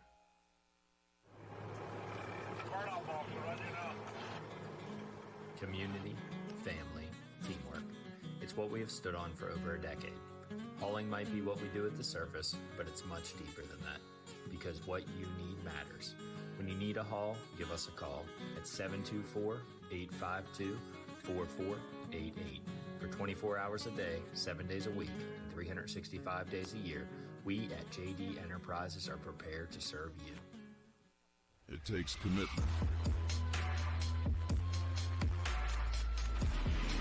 passion, and endurance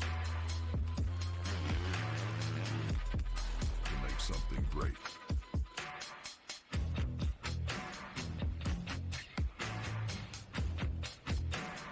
Made by champions, for champions.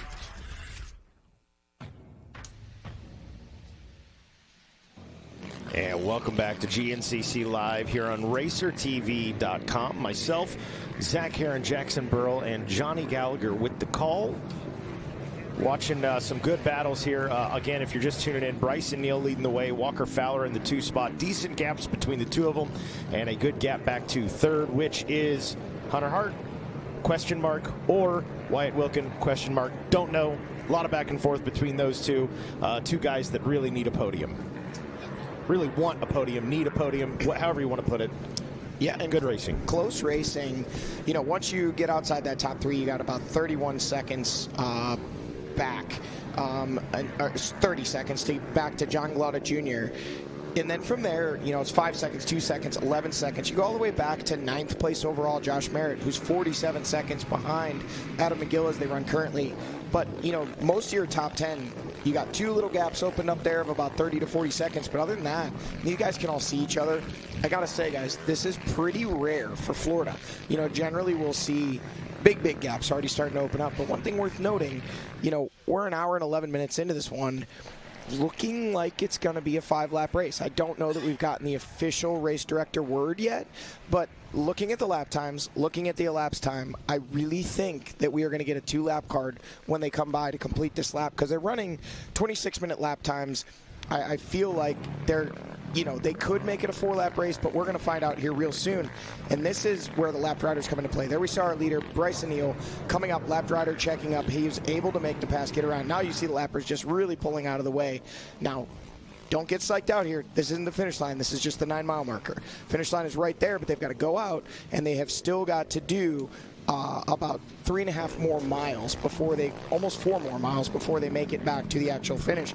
So they're about 3/4 of the way through this lap, and we'll see when they come through what that means for where this you know, where this race is going to shake out. Will it be 4 laps? Will it be 5 laps? Will it be the 2-lap card in Ricky Towery's hands as they come through to complete 3, or potentially a white flag waving? I can tell you one thing for sure. If you're Bryson Neal, you'd probably like to get this thing over with. You got a nice little lead, but if you're Walker Fowler, you almost got to wonder, are you wanting that extra lap to maybe potentially run Bryson Neal down? Or the longer you're out there, the more opportunity there is for things to go awry, whether it's a lapped rider, a bike issue, wherever it may be. You know, Bryson Neal wants this one over right now. When you're out front, you want the race to end as quickly as possible.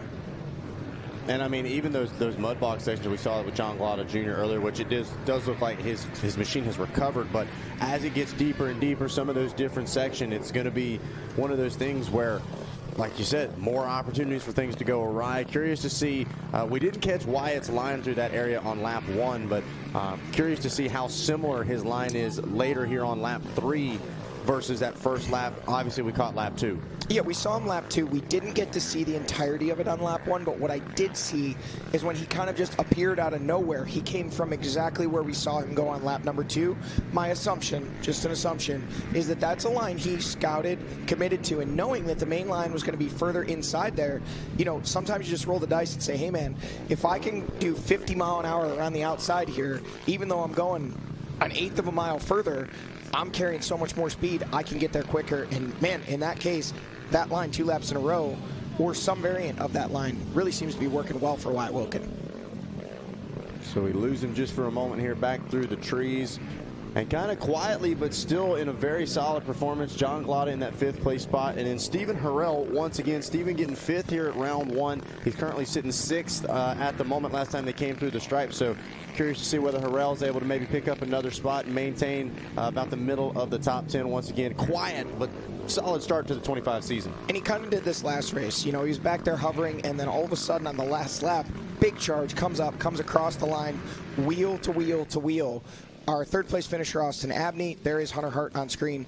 Our 3rd place finisher, Austin Abney. Our 4th place finisher, Hunter Hart. And then our 5th place finisher was Stephen Harrell, and they were all just right together. So Hunter has now shaken Wyatt Wilkin. It appears opened up a gap on the number 3 machine. We'll see just how big of a lead he has over the 4th place rider. And that looks to be Stephen Harrell. Uh-oh. We talked about Harrell on a move. Wow. Now, here's the question. Did we miss? Oh, we okay. might have missed Wilkin. OPAG coming in and saying we actually did see Wyatt Wilkin. So now it's Wyatt Wilkin in 3rd, Hunter Hart in 4th, then 5th. And look at this. This is what I wanted to point out. That battle right there, Jay Shadron making the pass, or maybe not making the pass on John Glada Jr. Hats off to Jay Shadron. There's Adam McGill running back there in that number 8 spot. Jay Shadron, Mikey, you could talk about this as well. A rider, you know, we talk about injuries. Oh, yeah. And, I mean, a string of absolutely potentially career-ending injuries for Jay Shadron. And he's out there making moves, man. Yeah. This guy isn't just out there having fun and racing. He's battling inside the top 10 amongst the best ATV racers in the world on the toughest track of the year. Yeah. And he's up solidly inside the top 10 in that number 7 spot and actually starting to put pressure on John Glada Jr. for the number number 6 spot. Impressive, Extremely impressive. And we spoke with Jay Shadron prior to today's race, and man, he looks absolute. I mean, the guy's ripped. He is fighting weight. He's ready to go. And to your point, Johnny, yeah, he was a guy. We've talked extensively, obviously, about Walker Fowler and the injury he sustained, and will he ever come back? Well, will he be as competitive? And he is. Well, Jay Shadron, throw him in that category as well. I mean, he was getting around on a buggy. We didn't know if he would come back and be able to race. The hand injury on top of that, it was just one thing after another. Jay Shadron, when you talk to him now, that man smiles and has fun on an ATV. I couldn't agree more, Mikey. And when you talk about, and I'm not, Walker's injury, ultimately working on a piece of equipment, took a piece of one of his fingers off. That's true. I forgot about that, too. It was, well, okay, you were talking about I was talking about Jay's Listen, hand. these guys are all Yeah. warriors. But to that point, Walker's back injury and his finger, the back injury for Walker, much bigger thing when he ever get back. I'm sorry, I thought you were talking about the finger. I never. But with Jay put two and two Shadron, together. I think it's been well documented, not something he talks about a lot. Yeah. But, what could have been not only a career-ending injury, but a life-altering injury. Very much. He had a very, very serious hand injury in an accident, and losing a portion of several fingers. Yeah. So what he's doing, hanging on to the machine, and I don't want to bring light to his injury, but it's so beyond impressive mentally and physically what he's been able to do to overcome. Because I'll be honest with you, I mean, the talk was, it's cool that Jay wants to come back and race. Maybe he could go run an amateur class and be competitive. And I'll be the first person to say what Jay Shadron is doing today is absolutely proving all of those doubters wrong. And he said, I can come back, I can be competitive. Yeah. And the entirety of the field, and not just his competitors, but everyone in the industry was like, man, you're not going to be able to do that. How will you hold on? And he said, I'll make it work. Yeah. Today he's showing on one of the roughest race courses. That's it. I'm making it work, and hats off to you, Jay Shadron. Amazing, amazing performance, huge mental toughness, and the work that he has to have had put in to be in this position. Hats off, man. Yeah, it's fun to watch. You got to be happy for a guy like that. Looks like Walker Fowler on screen, and Bryson Neal already having come through this section here in the split line at the 11-mile marker. Don't know if maybe OPAG could go back and get us a split, because I was not watching the time. 48 seconds is what it was when they checked in with 2 laps complete. Around 41 is what we had it at about the 6-mile marker. We'll have to wait and see. Has Walker Fowler been able to make up any time, or has Bryson Neal stretched out that 40-some second lead even further? Are we sneaking upwards, maybe close to a minute? I think that's that magic number. You get to a minute, your competitor sees that on a pit board, it is a big hit to the ego. It deflates you. You're 30 seconds, it's super easy. There's Wyatt Wilkin, our third, no, not Wyatt Wilkin. It's actually Kenny Schick, one of the XC2 riders. Assuming he must be a lap down, because he's not running in a podium position in that XC2 class. It's 30 seconds, any little thing. A bad line choice, you get hung for just a minute. You get a long single track section with the lapper. I know it's only a difference of 30 seconds, but when you start talking about a minute, you start talking about a guy that can just kind of really, really take his time, make sure he's picking the right lines.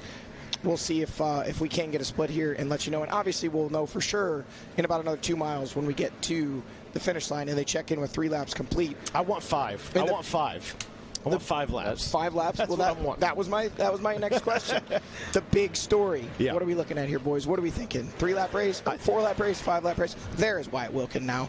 That is your third-place rider. Worked his way around Hunter Hart, and he is looking very, very solid here today, pushing his way around on that SBR, Stewart Brothers Racing Yamaha, and looking smooth, still standing up, still making it work, and carrying a really good pace around this racetrack. What are we thinking? 4-lap race, 5-lap? I'm thinking 5. I think they'll go long before they go short, no doubt.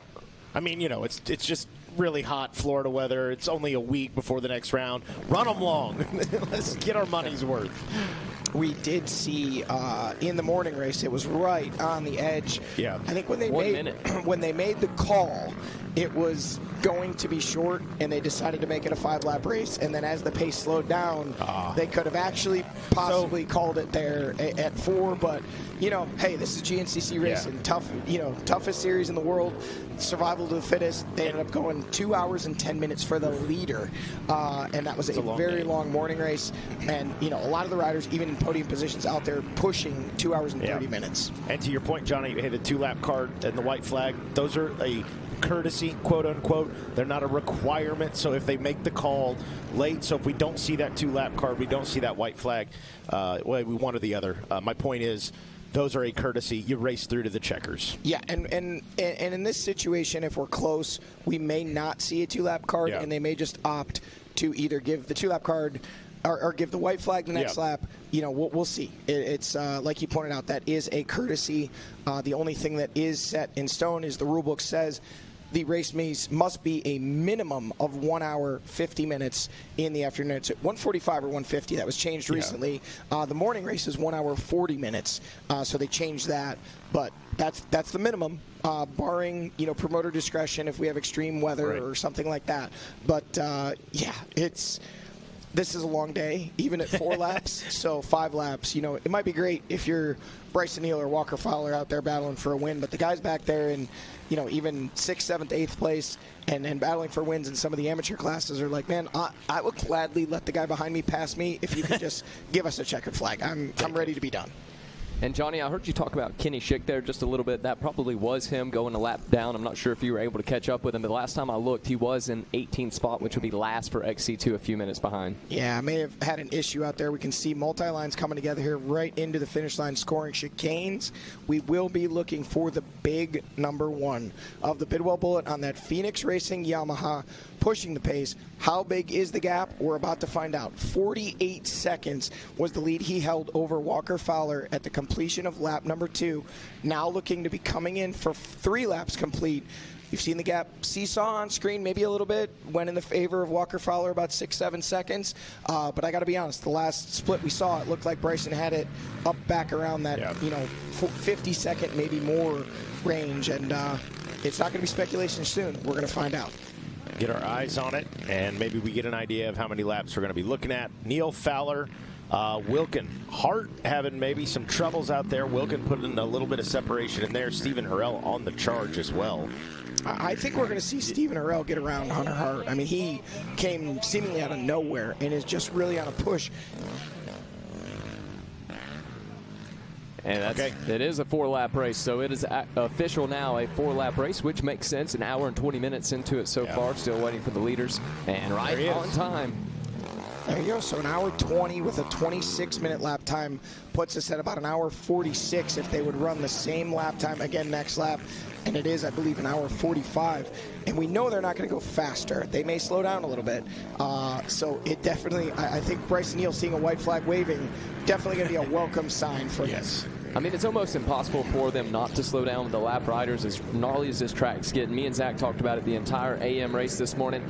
You could see it every lap, about a minute or 2 lost on each lap. I'm sure these guys are going to be in the same boat. This track is about as gnarly as it's going to get for any ATV that's going to be on it today. I think I heard you guys speaking about it prior or just after the start.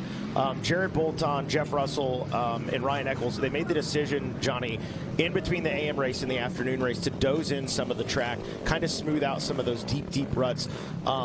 What are your thoughts on that from a rider perspective? From a rider perspective, I mean, that any section of this racetrack that you can possibly gain a little bit of, you know, rest or, you know, oh, look at that Walker Fowler trying to make a pass on a lap rider, further holding him up, looking like it's about 50-some seconds. And shook his head at Ricky Tower. I think Walker definitely wanting 2 more laps. Yeah, so it's actually 1 minute 2 seconds as they check in, but you can see 2 lap riders in front of him there, and these are just, look at him standing up, and he's barely moving.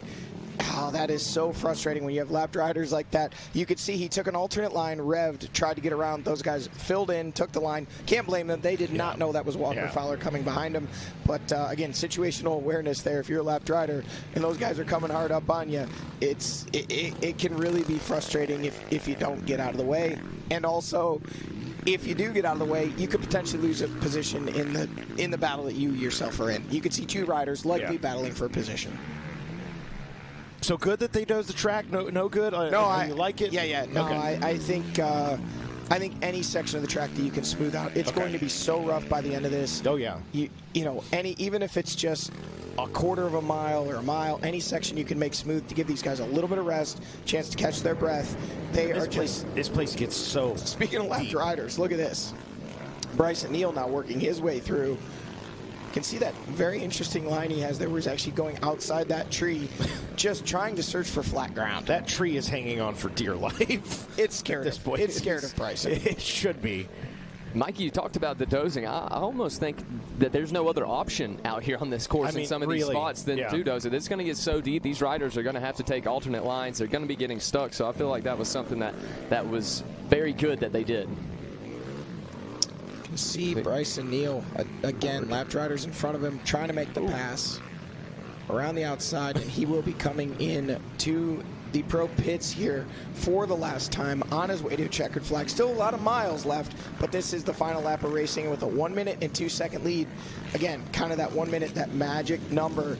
He stretched out about another what would that be, 13 seconds that lap, 23 seconds that lap over Walker Fowler, and big telling difference there. So one thing me and Zach talk about a lot is when these riders get up on the lap riders, do you think there's an advantage here for Fowler? Is he too far behind where there isn't going to be one?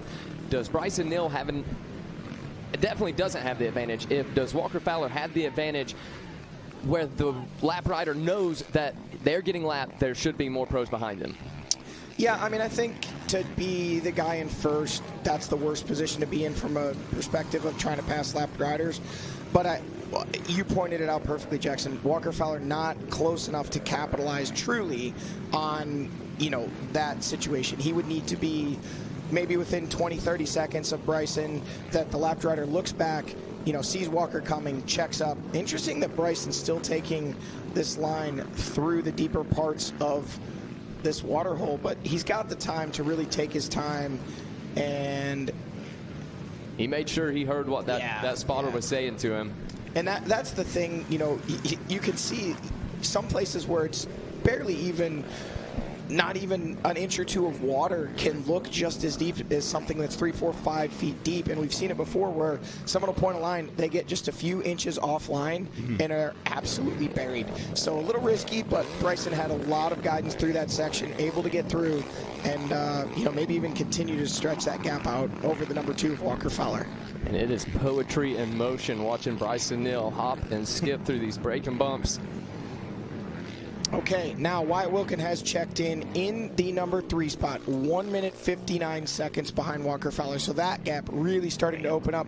And then just behind him, 39 seconds behind, Stephen Harrell has gotten around Hunter Hart. And get this, so has Jay Shadron, only 2.2 seconds behind Stephen Harrell. And Hunter Hart being displaced all the way back to the number 6 spot, 10 seconds behind.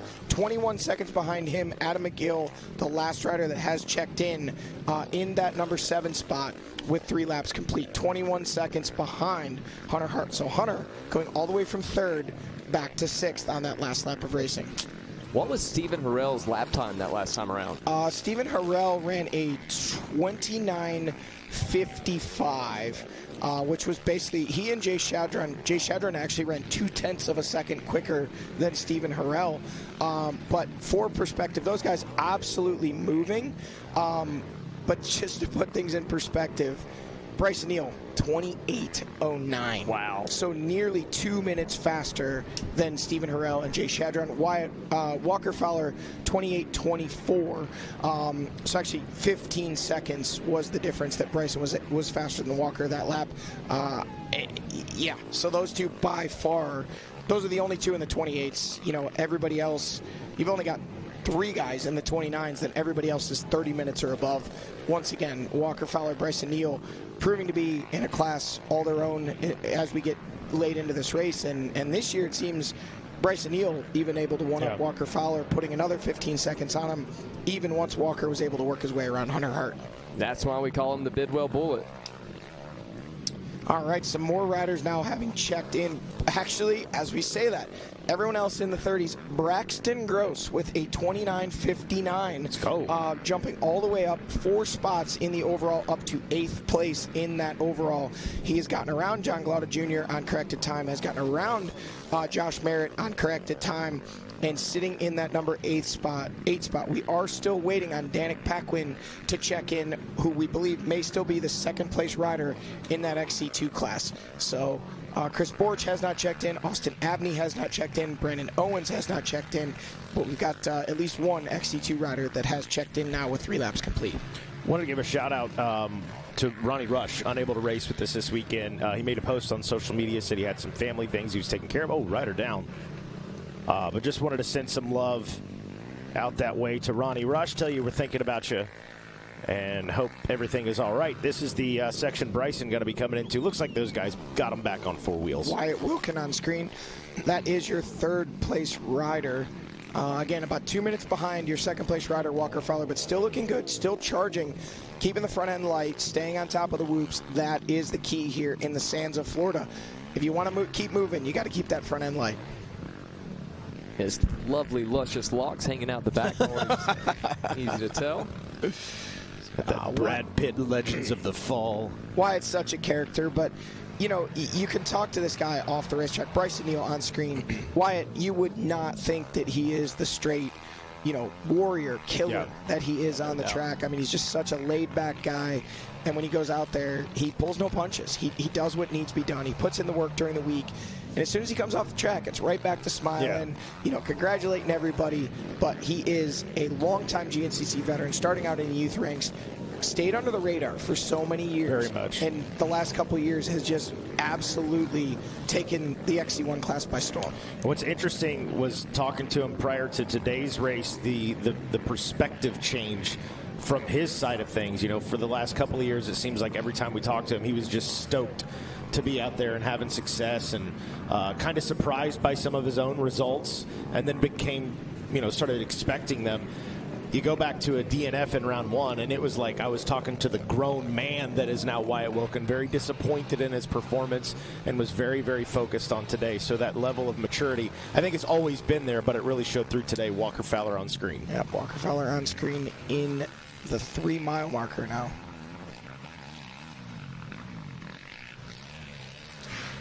Yeah, if things finish the way they are, guys, you know, we're looking at the points. Obviously, we had Walker Fowler winning round 1, Bryson Neal in the number 2 spot. Things flip-flop for this race.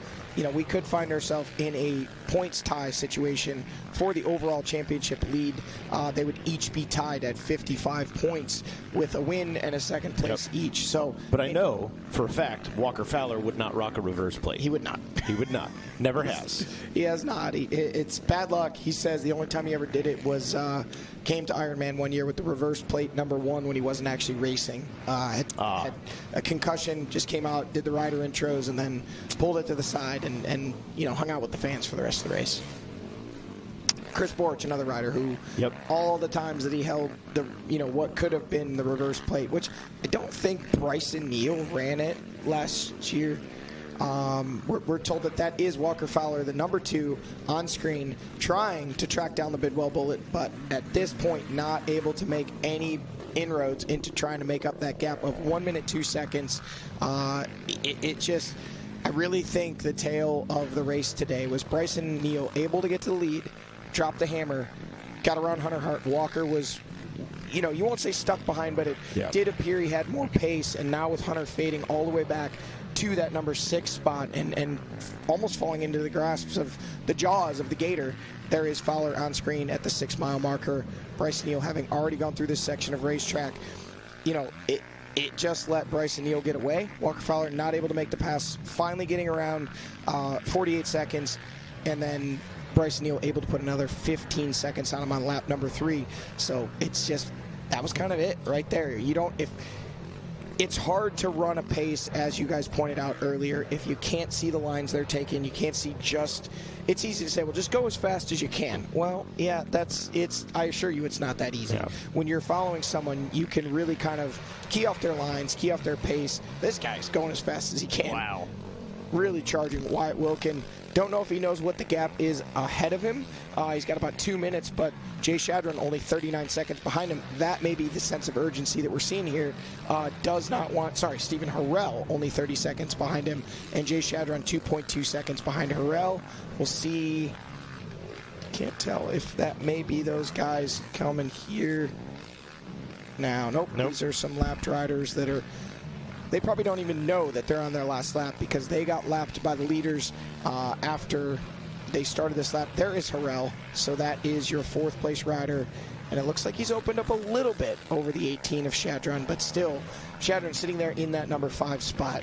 Absolute hero's ride for him today. Maybe Wilkin getting a little bit of breathing room coming through that section. Probably would imagine there's Jay Shadron.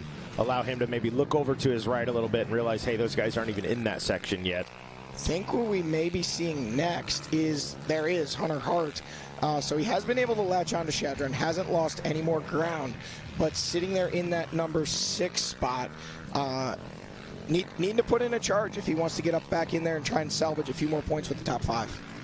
Well, it has been a good one here today so far. Bryson Neal still in control of this one. As we go into this final few sections of track, there is Walker Fowler making his way through on screen. Walker off to a great run here today. This has been the tale of the tape. These riders having to make their way through the sand, through all of these rough sections of the track. So far, so good for the big number 1 of Bryson Neal. Could we go into the next round tied? We'll see all that and more here in just a few minutes on Racer TV. Everywhere but the seat. The seat is leather. Alan, we get it. You love your bike. We do too. That's why we're America's #1 motorcycle insurer. But do you have to wedge it into everything? What? Don't do that. This reminds me of my bike. The Wolf was about the size of my new motorcycle. Have you seen it, by the way? Happy birthday, Grandma! Really? Look how the brushstrokes follow the line of the gas tank. Hey! Brought my +1. Jamie.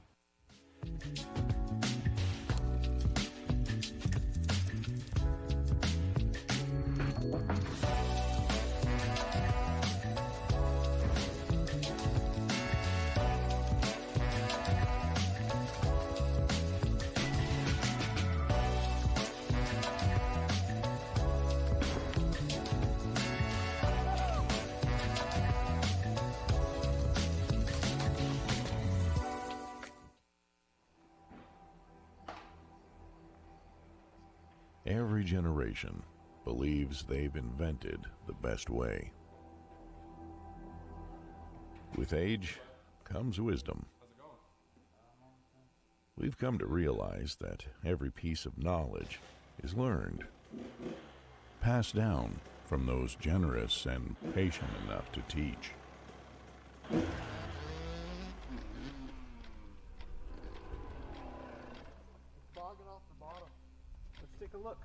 Legacy. It's not about leaving something behind to be remembered by. It's realizing that the future lies within the next generation. Let's call tonight. All right. The nature of true progress is humbly building something bigger than yourself. Rocky Mountain ATV MC. This is our legacy.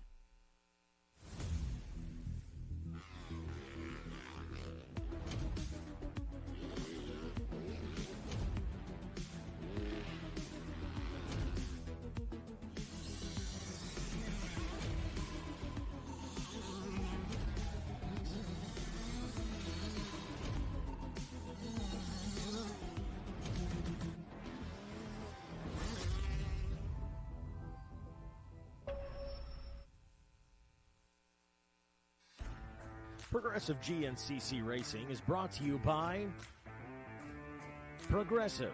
Progressive could save you hundreds of dollars on your automobile and motorcycle insurance. Specialized e-turbo bicycles. It's you, only faster. RockyMountainATVMC.com. Get ready.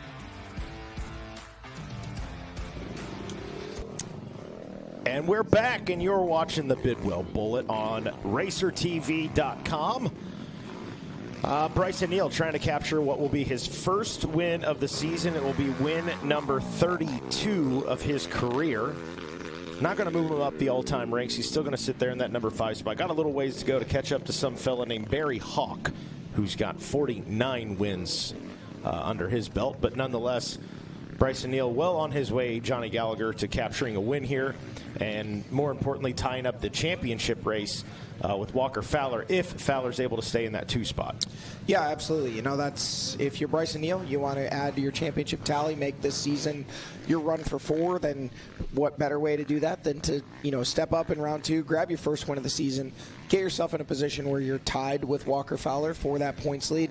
And, you know, these two, again, establishing themselves as the championship leaders only 2 rounds in. You know, we saw them go 1-2 at round 1, and it looks like they're going to do the same here at round 2, potentially in the opposite order as it runs right now, with a pretty good-sized gap over the 3rd-place rider of Wyatt Wilkin, near 2 minutes, and Bryson Neal with over a minute on Walker Fowler.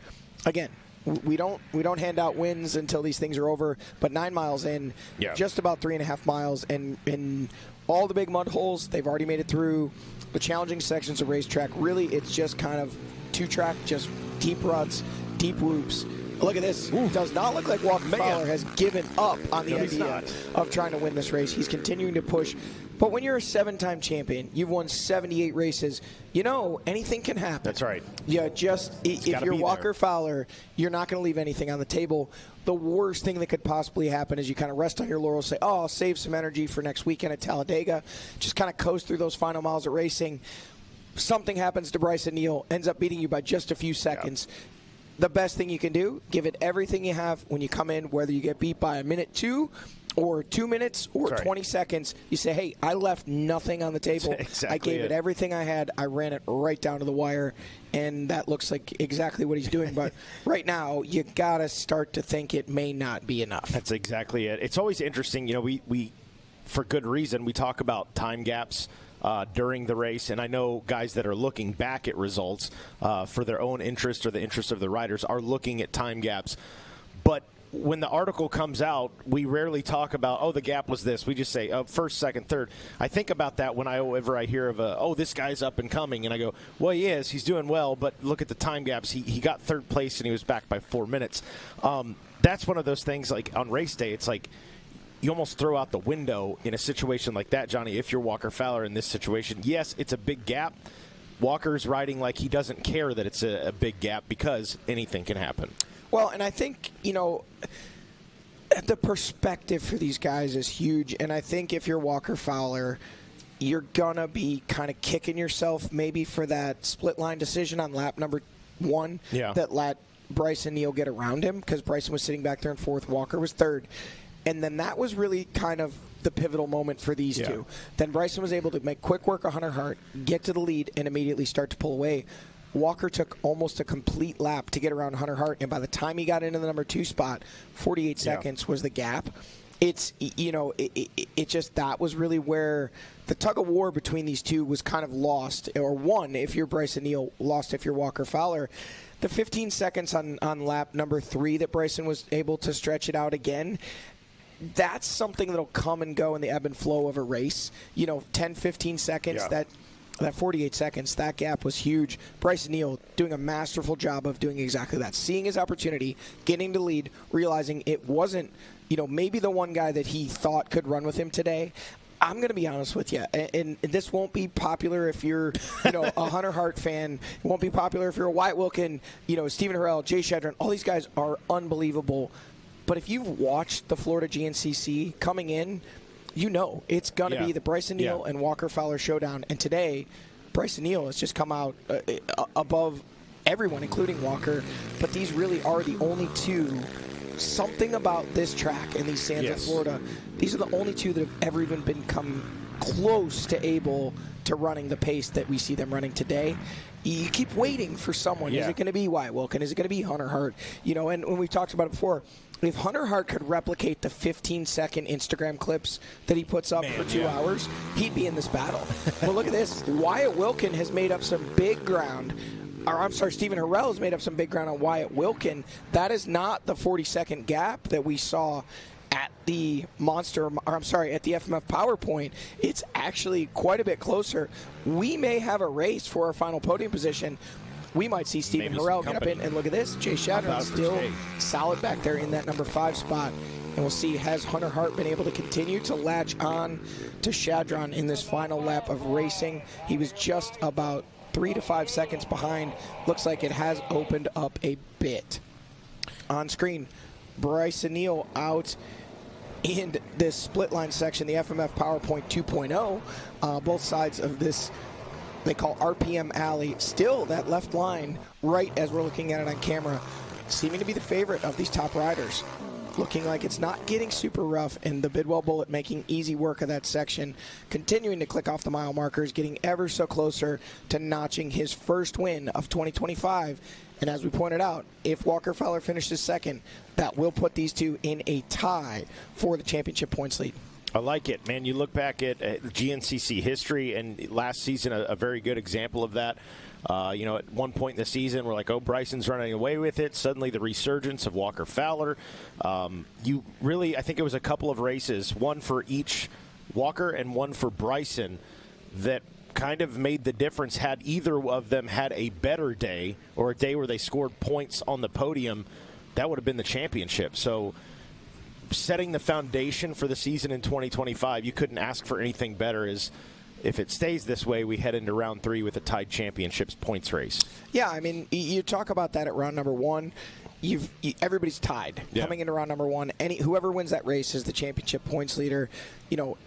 It's kind of the same right now for Neal and Fowler. If you're Wyatt Wilkin, you're coming from behind. You're really having to make up a DNF round 1, 0 points. Fowler with 30, Neal 25. Wyatt Wilkin, the number 3 rider from our 2024 season, you pointed out, really seemingly dejected, definitely not happy with the way round 1 went, and had a chip on his shoulder. Coming out today looking like he wants to prove that he is up in the mix with these two. The rider you see on screen, Walker Fowler, in the number 2 spot, still charging, but has not been able to make up any significant amount of time on Bryson Neal.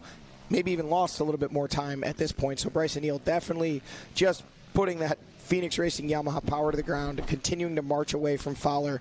But if you're Wyatt Wilkin, this is a big rebound. But as you pointed out, this is going to create an even more separation in the points.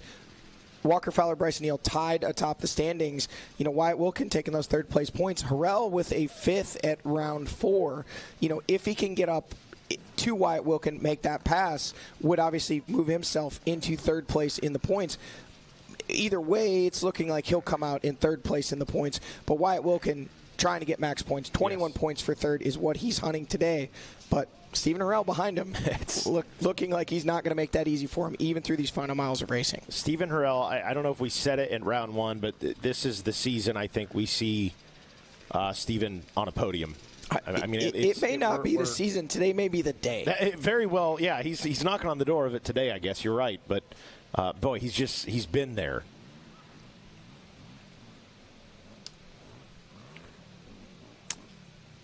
Still working their way through the final miles of racing from our Yamaha Racing Live drone. Bryson Neal leading the way. Walker Fowler in second. A torrid battle that is shaping up between the number 3 of Wyatt Wilkin and the number 5 of Stephen Harrell.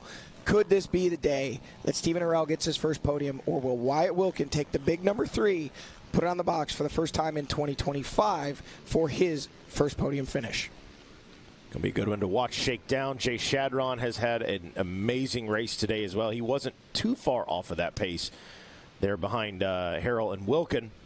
Hunter Hart back in the 6th spot. Hunter started red hot, and man, I don't know what happened with Hunter. Just kind of faded a little bit, but he's still in the fight once he got back in the 6th spot and riding with a sense of urgency. Still here late, but we didn't actually see him at the 9-mile marker. Oh, you're right. Jay Shadron was able to pull away. Yeah. So we don't know where exactly he's going to slot in we may not actually see him till the finish.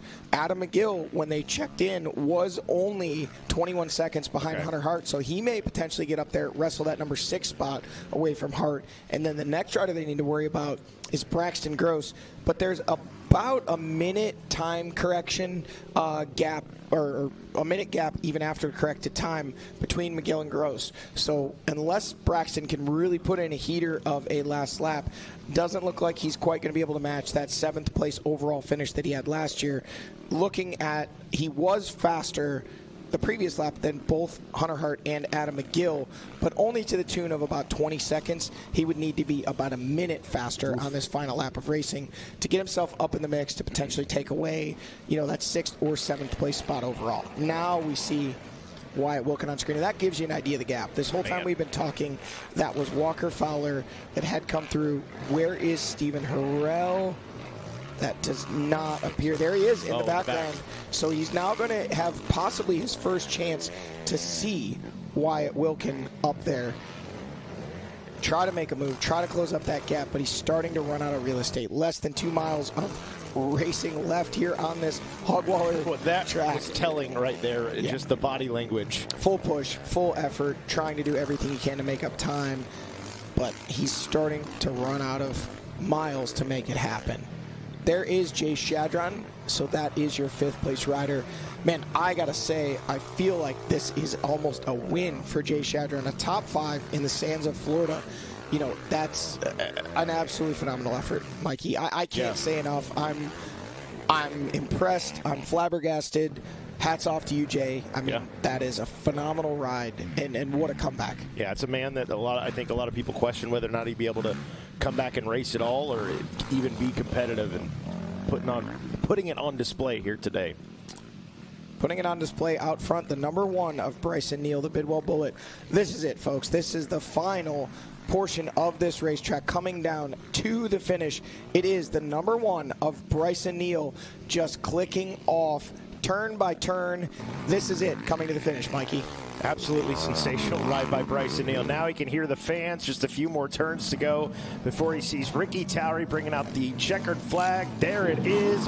Bang! A win for Bryson Neal, and a fist in the air as he will now leave here most likely tied with Walker Fowler if Fowler is able to hang on to that first place position. There's the Outlaws right there. That's it. Uncle Mike and Bryson Neal. Bryson, clip this out, send this to the police officers in Ohio, and let them know a big thank you for letting you come and race today.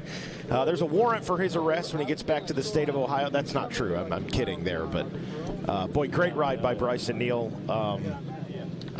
Johnny, nearly flawless here today. Yeah. Again, 2 years in a row in Florida, nearly flawless. Grabbing the early lead, he was able to just fell back to 4th there for just a moment, but when it came down to it, he was able to get to the lead just after the completion of lap number 1, marched away, opened up that gap, put about 48 seconds on Walker Fowler on lap number 2, and then continuing to stretch it out another 15 seconds on lap number 3. We'll see what the tail of the tape is. 1 minute 2 seconds was the gap at the completion of lap number 3, and here comes Walker Fowler to the finish line, looking like, as you pointed out, this will be a tied points race atop the standings between these two riders. Bryson Neal leading the way, Walker Fowler in the number 2 spot. And a great day for Walker. I think maybe some very frustrating points. We saw it when he came through the finish line last time, maybe 2 or 3 lappers in front of him. Just couldn't get the message across that, hey, boys, let me around. I've still got a shot. But I think if you're Walker, are you happy after today? Or are you like, man, maybe I left something on the table. I could have gotten it done today. I mean, you see the fist pump. I think he's obviously probably glad this one is over. I don't think happy would be a word I would use. 1 minute 47 seconds, so giving up about another 45 seconds on that final lap of racing. I don't think this is a guy that's going to be pumped on the day, but I think he's glad it's over. He lives to fight another day. They know they're tied atop the stage. You can see a smile on his face there, so maybe he's taking it a little bit better than I anticipate that he would. But I think this is one that Walker had marked on his calendar of not a must-win, but one that he really feels he really wants to win this one every year. He pointed out that coming into last season, every time we had raced here that he raced, he had won. Last year was the first year that he didn't. I think he wanted to come back, extend his number of wins here. He's won here 8 times. Today, settling for second for the second year in a row. Looking a little disappointed, but still. It sounded like Pop said, you're all right. Yeah, it's all right. Good points day. You know, sitting there tied, you know, for the championship lead. Nothing to be too upset about. Yeah, good day. On to the next one. Survival. Florida is a big survival race, too. Like, it's just one of those that you get through, don't break yourself, don't break the machine, and keep fighting. But yeah, I think I'm with you, Johnny. You can tell kind of by the body language there. Waiting to get some interviews set up down there with Bryson Neal and Walker Fowler.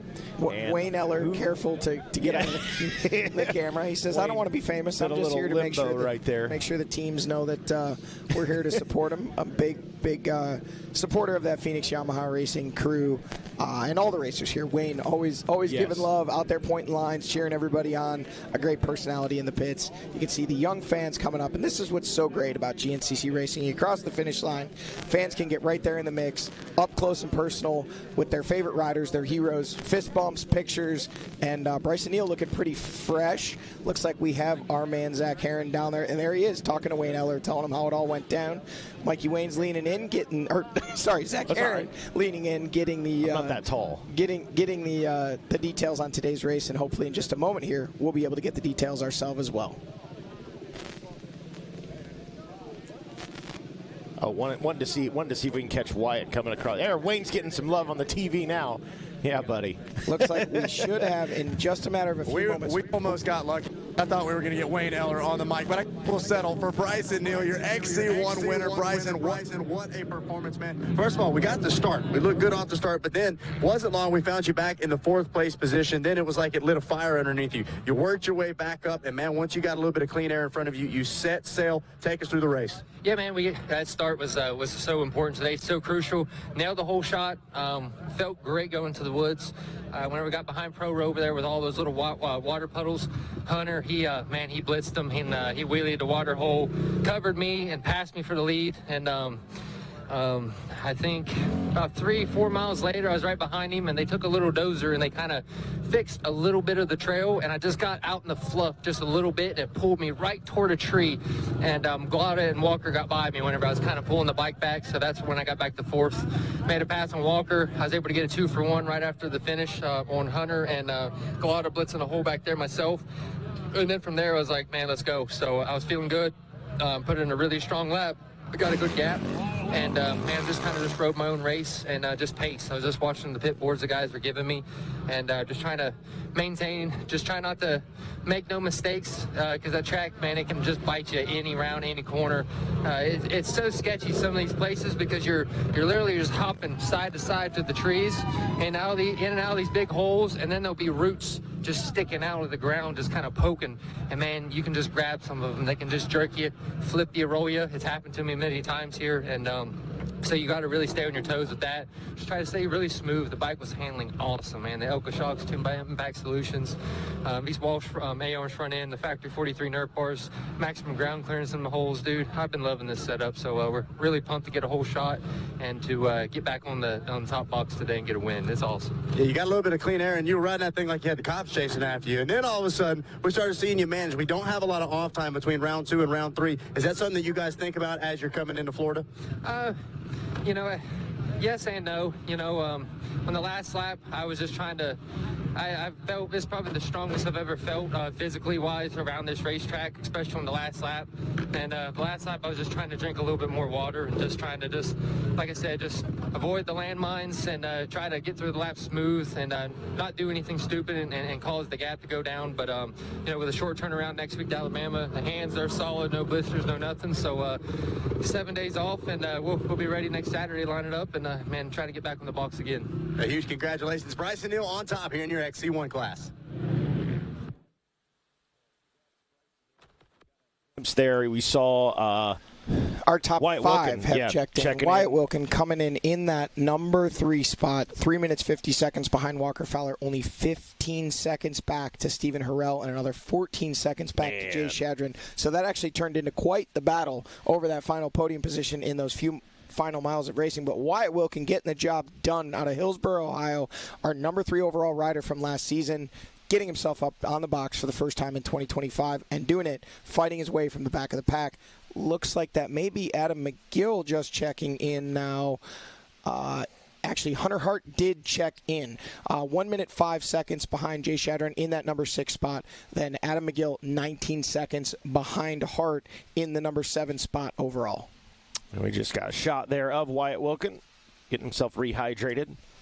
Got that Zorro look, the mask of Zorro. I'm just throwing that out there, Wyatt. Make a good Halloween costume this year at Ironman, you know, if you're taking suggestions. Well, there you go. You can see how much, you know, this battle down to the finish between the final 3 podium, or between the 3 riders over the final podium position. You know, those guys, I can assure you, if we get a shot of them, they are absolutely gassed. They've given it absolutely everything they have. Nothing left in the tank, fighting their way. Wyatt Wilkin digging deep, getting it done. Stephen Harrell, another impressive performance.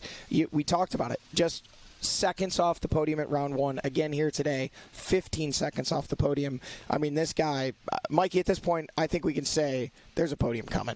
It is on its way, and it sounds like, speaking of podiums, we got our second-place finisher down there, Walker Fowler, with Jackson Burrell. Yeah, I'm down here with the number 2, Walker Fowler.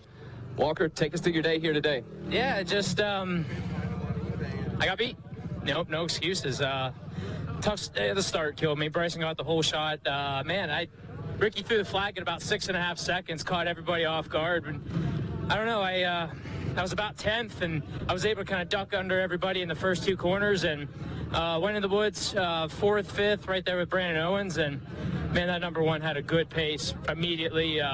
When we got back to the mud hole, about the 1.5, and then there was another mud section shortly after that. Hunter Hart was able to slip to the lead there. Bryson was 2nd. John Gallardo was 4th. I was able to be in 3rd, and I was 4th. And I got myself into 3rd. Bryson ended up going back to 4th. And it was just that first lap. There was a lot going on. I was trying to stay out of trouble. And the FMF PowerPoint, the split line section, I tried the right line. We were on a big train, so I was like, what's the worst that could happen? Well, I went clear to the back of that pack. We come through scoring. Bryson was able to, he had a killer line through this mud hole, and went from 3rd to the lead. I went from 4th to 2nd, or 3rd. No, I went 4th to 3rd, and he set sail, and that was that. So Hunter Hart had a good pace. It just wasn't enough. I knew we were losing valuable time, but I didn't know we were going to lose 50 seconds in 1 lap.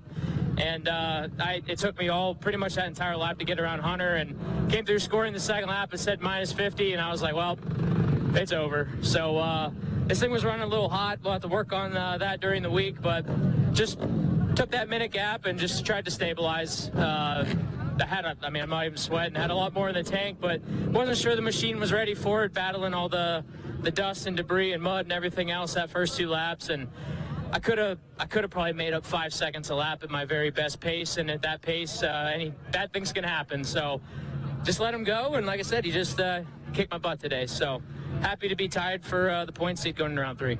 Hey, you don't look like you're out of breath by any means. You look like you're in good shape. Take us through your health and your fitness. Yeah, I mean, health and fitness, finally 100%. Like I said, today was kind of just take care of the quad. Once I knew it was a little out of reach, it was just be smart, do some veteran moves. Hands are perfect.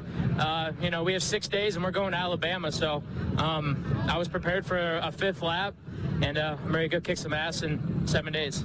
Hey, tied for the points lead. He's ready to go. That is Walker Fowler. I like it, Johnny. I like it. Ready for Alabama, and got a lot left in the tank physically for Walker Fowler. Good perspective right there. And honestly, heads up, you said, hey, machine's running hot. I don't want to push it too much. Blow it up, and then you come away with nothing.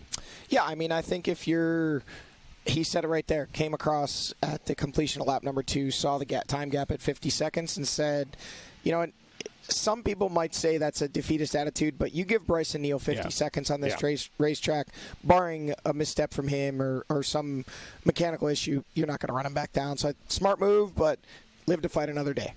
And we are ready with our third-place finisher, Wyatt Wilkin.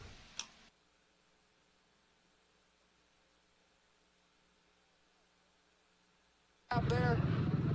Yeah, let's go here. He's telling one story to one cameraman. We're going to focus on this one. 1, 2, and 3. 1, 2, and 3 here today. Third place, Wyatt. You were absolutely flying there on those last few laps. Take us through your race day. Yeah, man. I got a last gate pick on the Holeshot. Went full inside, and I got a good jump. I didn't see nobody to my left, so I was like, screw it, I'm clicking another gear. And right when I got to the bail, Bryson went right in front of me. I T-boned him, but it kicked me sideways, so I get a good jump out of there. We went into the mud holes back here. Hunter had gotten by Bryson, and I was like, you know what? Like, I need to get to the front fast. If I want a shot to run with these front guys, I need to get to the front. I hydroplaned all these islands, and me and Hunter came together, and our rear tires locked up.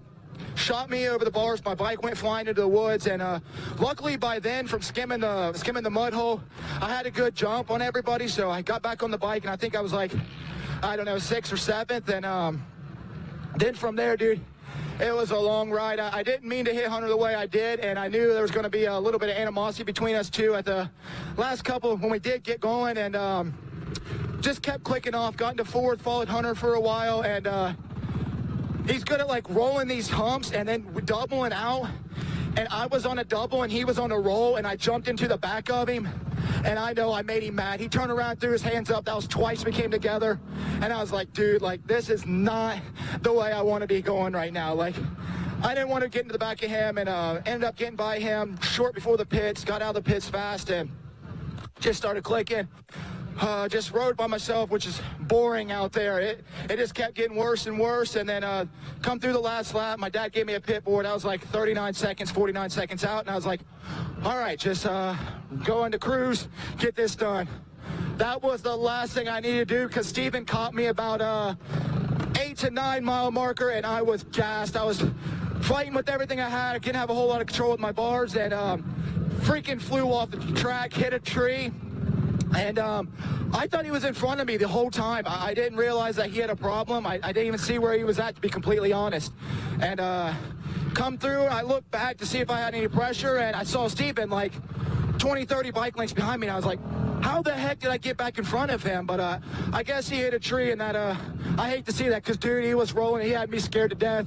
He's going to be somebody to watch out, especially these brutal races like this, but to come on with the third at a race I freaking despise, I'll take it. Hey, there you go. Why a quick turnaround until we head to Alabama. How you feeling? What's the plan? Yeah, man, first round was not ideal for somebody that wants to be in the point side. And then to come to getting a third at a place that I struggle at very bad is a confidence booster. So Talladega, got some special stuff coming for you, and hopefully we'll be on the back of the podium. A great rebound for Wyatt Wilkin. Back up to you guys. Well, thanks a lot. Wyatt Wilkin, always a fun interview, Johnny. I love hearing from him. Yeah, and that's another one of those situations where we just assumed, because in the last camera shot, Wyatt was, he had some pressure from Harrell, but it looked like he had it under control. We didn't realize he had an issue. Stephen Harrell took that position away, was in that final podium spot, and then he himself had an issue handing it back over to Wyatt without even Wyatt realizing it. It just goes to show, what seems like a pretty straightforward last lap, chaos out there. Guys absolutely, fighting for those final podium positions, and Wyatt Wilkin getting it done. Very animated, very happy, very vocal about the fact that he doesn't love this place, but getting it done today. Getting it done. That's what it's all about down in Florida. We take a look now at the Specialized race recap in the sands of Florida. Well, Rubbins racing early in this one. The Bidwell Bullet, though, setting the pace early, grabbing the whole shot, but then things changing up a little bit, Johnny. Yeah, we saw a lot of action there at the completion of lap number 1, as it was Hunter Hart leading the way, and then suddenly we see Bryson Neal starting to stretch away a little bit with the lead, and he's able to make those passes, getting out front. Hunter Hart slotting into the number 2 spot. Here we see where the issue started for John Gualda Jr. Somewhere in here, fills up his airbox with water.